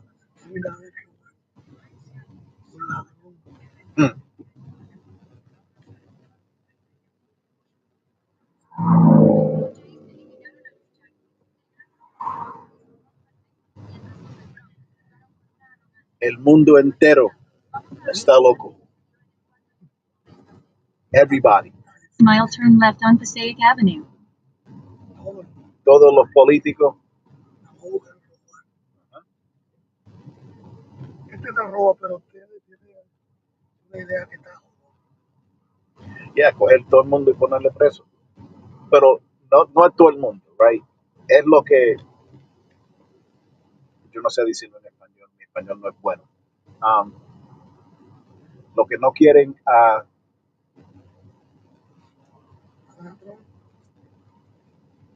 follow the rules, right? Que no quieren a darle caso a las leyes, right? Ese de Venezuela, ¿sí? Este es Bukele, no, El Salvador. De Salvador, ese que tiene la prisión esa bien grande, right? Sí. Yeah. El Secox. Yeah. Right? Y está metiendo todos los delincuentes que se están. Los salvatruchas. Yeah. Right? Y eso es lo que se tiene que hacer. A los del tren de Aragua. Eso es lo que se tiene que hacer. A los del tren de Aragua.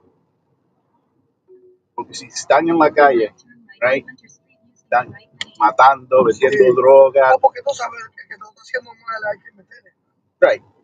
Lo que va a pasarlo es que los que están, I don't know how to say it in Spanish. ¿Entiende inglés? Okay. The violent, los que son violent, ellos sí que tienen que meterse ahí adentro. Que son, ¿cómo se dice violence en español? Déjame ver. On Hunter Street. Son basura, Gusano. How do you say violence in Spanish? In Violencia. Spanish, that's violencia. Lo que hacen ¿cómo se dice? Violencia. Ellos sí que tienen que meterlo ahí adentro. Pero los que están presos por, qué sé, por nada, right? Que están presos, pero, hicieron lo que hicieron, pero no son violencia. No es violencia. Ellos no tienen que estar ahí, pero lo van a meter ahí. Porque aquí en este país hay más gente en la prisión que en la calle. Aquí, en los Estados Unidos, right? Porque es big money. Big money. Como beneficio al gobierno. Uh-huh. Y el gobierno aquí, right, ahora, right, porque odian a este hombre que se llama Trump, lo odian porque él le está cogiendo el poder de los Democrats, él está cogiendo el poder de ellos. Sí, a los demócratas se lo metió en un bolsillo. Right, pero y ellos también tuvieron la culpa porque ellos estaban en el gobierno. Tenía 34 expedientes para Trump y así pudieron meterlo preso. no, porque toda esa, it was all bullshit. No fue, ¿cómo es? It was, damn, I wish I knew Spanish, man. I'm sorry. My Spanish sucks. Todo lo que las 34, eso Sí. no fueron verdad. It was all bullshit. Por eso no le pudieron probar nada. Right. Como le hicieron a Bill Clinton, right? Porque él cogió lo que los Estados Unidos, what we owed. How do you say what we owed in deficit? Yo quebrado en déficit. Había dinero. Right. Cuando estaba Bill Clinton, no, los Estados Unidos le tenía que dar a cualquiera como $900 billion.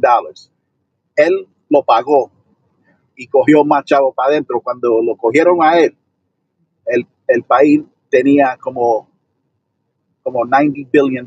Y ellos no quieren eso.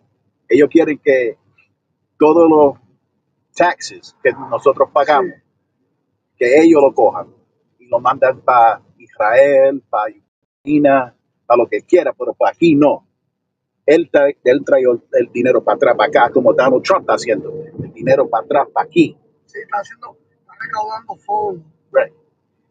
Y ellos no quieren eso. Ellos quieren, porque mira, Joe Biden, right? No hizo nada. No hizo nada. Kamala Harris. Es una loca. Una loca, porque está diciendo que es morena. Esa no es morena, ni Jamaican, tampoco. ¿Cuál país de ustedes? Santo Domingo. Santo Domingo, ok, dominicano, right? El dominicano es dominicano donde nace, right? Ok. El blanco que nace en Dominican Republic, ¿es un dominicano o es un fucking gringo? ¿Por qué? Si nació allá, aunque tu papá sea americano y su mamá nació en Santo Domingo, es dominicano. Ok. Si nace aquí, aunque sean su papá y su mamá dominicano, es gringo. No, sí, pero, ok. So, en la Biblia, right, el Todopoderoso dice que la sangre del Padre es lo que llaman los hijos, right? So, si el hombre es dominicano, su hijo es dominicano. Si su padre es un fucking gringo, blanco, uno de esos, blancos, tú eres un blanco, right? A mí me dijeron, mi isla es Borinquen, lo que llaman Puerto Rico, right? ¿Usted es boricua? Yo soy boricua, yo no soy puertorriqueño. soy boricua, porque la sangre boricua es de los boricuas, no es de los puertorriqueños, porque cualquier mono que nace en la isla puede ser puertorriqueño, el chino, el africano, el japonés, el judío, el blanco, pero ellos no pueden ser boricuas, porque boricua es una sangre de la familia, no es de ellos. So, el blanco puede ser, sí, puede nacer en Puerto Rico y lo llaman puertorriqueño, pero no es boricua. No es boricua porque no tiene la sangre en su piel. Right? Los indígenas de ahí, de la familia de nosotros, cualquiera dominicano, cubano, haitiano, boricua, Jamaican, eso es una familia. Como los haitianos son haitianos donde quiera que nazcan. Right? Porque ellos son la misma familia y los blancos, en la Biblia dice que el blanco no es la familia de nosotros. Él no es la familia de nosotros. Porque el Caribe, toda esa gente, no, it doesn't matter where they're from. Right? Todos ellos fueron lo que los blancos llaman taínos. Todos ellos. Right? Usted vino un pequeñito para acá. ¿Ah? No, yo nací aquí. Mi madre y padre nacieron en Borinquen. Y mi abuelo y abuela, de los dos, nacieron allá. Yo nací aquí. Por eso es que mi español no es tan bueno. Sí.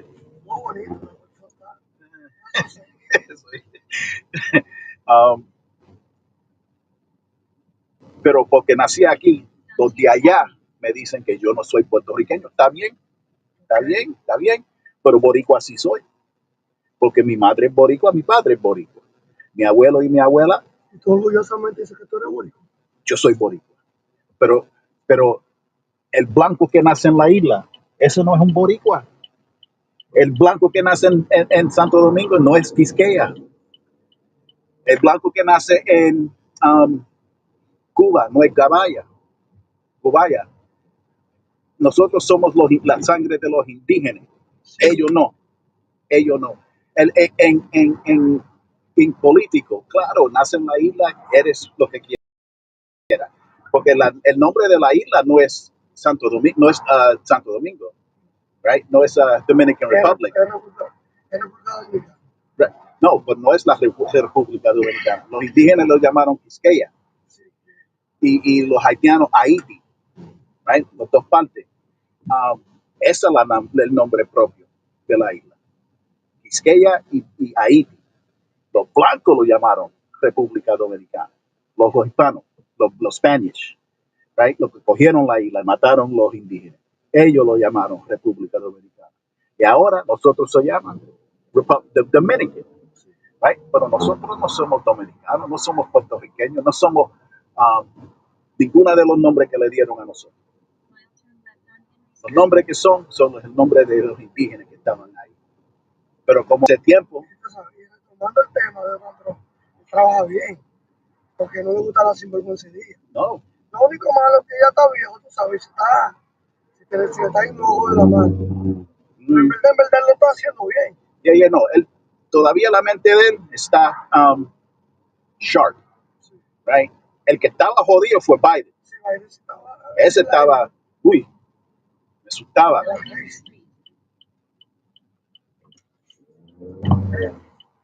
Pero, y para nosotros no importa, porque esto es de ellos. Claro. Right? Ellos cogieron todo esto es de ellos. Pero nosotros estamos aquí. Ya, no tocó aquí. Aquí que contar el chucho. Yeah, aquí, right? Pues, ¿qué vamos a hacer? Y gracias a Dios, porque muchos quisieran estar aquí. Mucho. Sí, gracias a Dios. No es fácil tener esta grincar en los bolsillos. No. Tienes que tú llegas a toda la gente. No está grincar. Por eso es que tienes que hacerlo bien. Si te quieres quedar aquí, sí, right? Tienes que hacerlo bien. O no, estos blancos te mandan para el carajo. Los blancos no le importa a ninguno de nosotros. Si estás bien, te vas a quedar aquí. Tienes que hacerlo bien. Claro. Es como decir, expensive. Right? Necesita plata, claro que sí, Claro. claro que sí. Entonces, por aquí que se lo merece. Right, pero eso es aquí así, right? Here, you need money. You need money.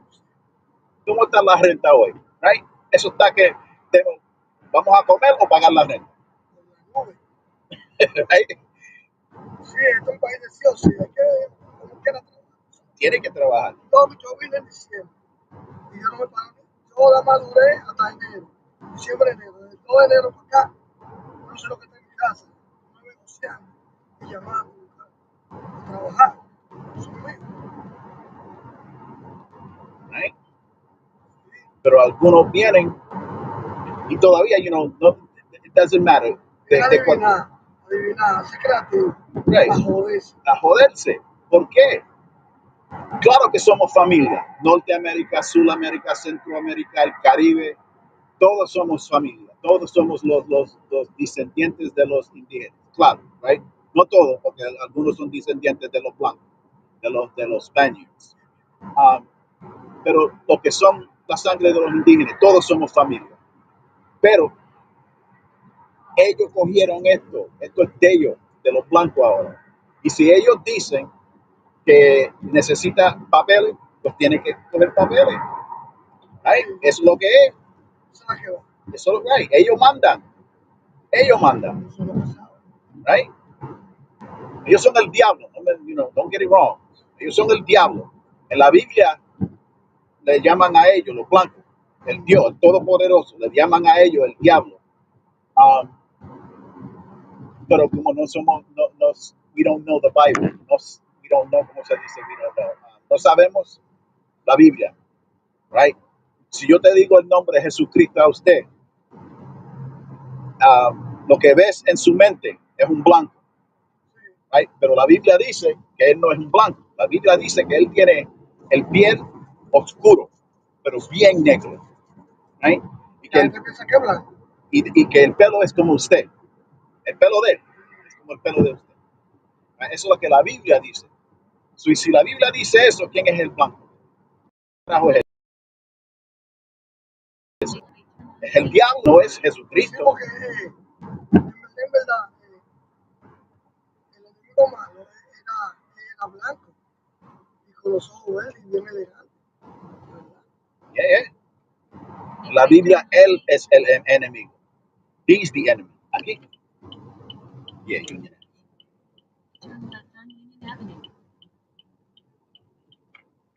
Pero, nosotros, we love the white man. El amor para el blanco, chacho. Yeah, nosotros, el odio es para la gente de nosotros. Right? Pero ¿cómo va a ser? Si eso, mira, mi madre, mi padre, mi abuela, toda mi familia son como lo que llaman trigueños. Right? La gente es más beautiful, más, ¿cómo se dice? Bella. Right? Son los que son oscuros. Cuando tienen este piel aquí, algunas veces son good looking, algunas veces son feos. Pero la negrura, esa es... Es verdad, los negros son bellos. Claro que sí. Y los más negros, los más bellos. Son más bonitos. Claro, right? Pero, mira, Dios, el Papá, el Todopoderoso y su Hijo Jesucristo, right? En la Biblia dice que son negros. So, how you gonna hate? ¿Cómo odia a los negros? ¿Cómo va a ser? Y nosotros, right? El boricua odia al dominicano, el dominicano odia al cubano, el cubano odia a todo el fucking mundo. Y somos familia, right? Somos familia, todos somos taínos. Y somos familia. Pero unidos no estamos. ¿Por qué? Porque ellos lo quieren así. Ellos quieren que nosotros somos separados. Porque si somos unidos, somos más y somos más fuertes. Somos más fuertes. Ellos tienen miedo de eso. So te dicen a usted es un dominicano, ese es un fucking puertorriqueño, ustedes no son familia, ustedes se odian. Y nosotros, vaya. No pudiera ser así. No puede, pero claro que está, right? I wish I knew Spanish. Yo estoy practicando ahora mi español porque quiero comunicar con mi gente. Esa no es la lengua de nosotros, ese no es el idioma de nosotros.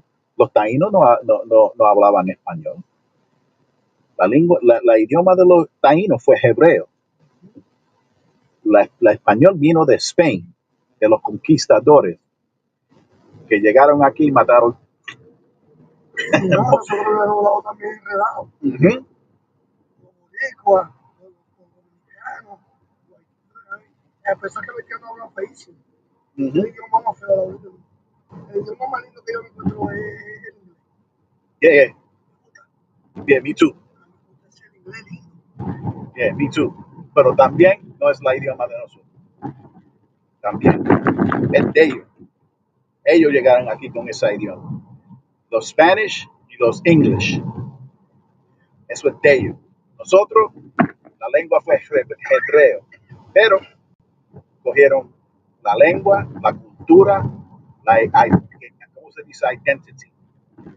Identificación de nosotros. Ellos cogieron todo eso y lo votaron. They gave us a new language. Mira, ellos son los que mandan. Y si ellos dicen tiene que hablar inglés, pues inglés va a hablar. Claro, pero mira, estamos en los Estados Unidos. Aquí hablan inglés. Pues hablas inglés. Eso es lo que es. ¿Cuál es, pues? Esta. Esa supuesta ahí. Ok.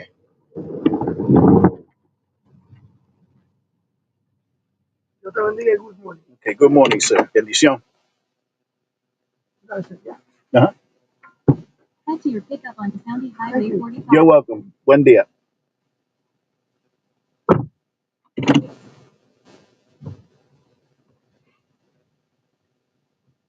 My Spanish sucks, y'all.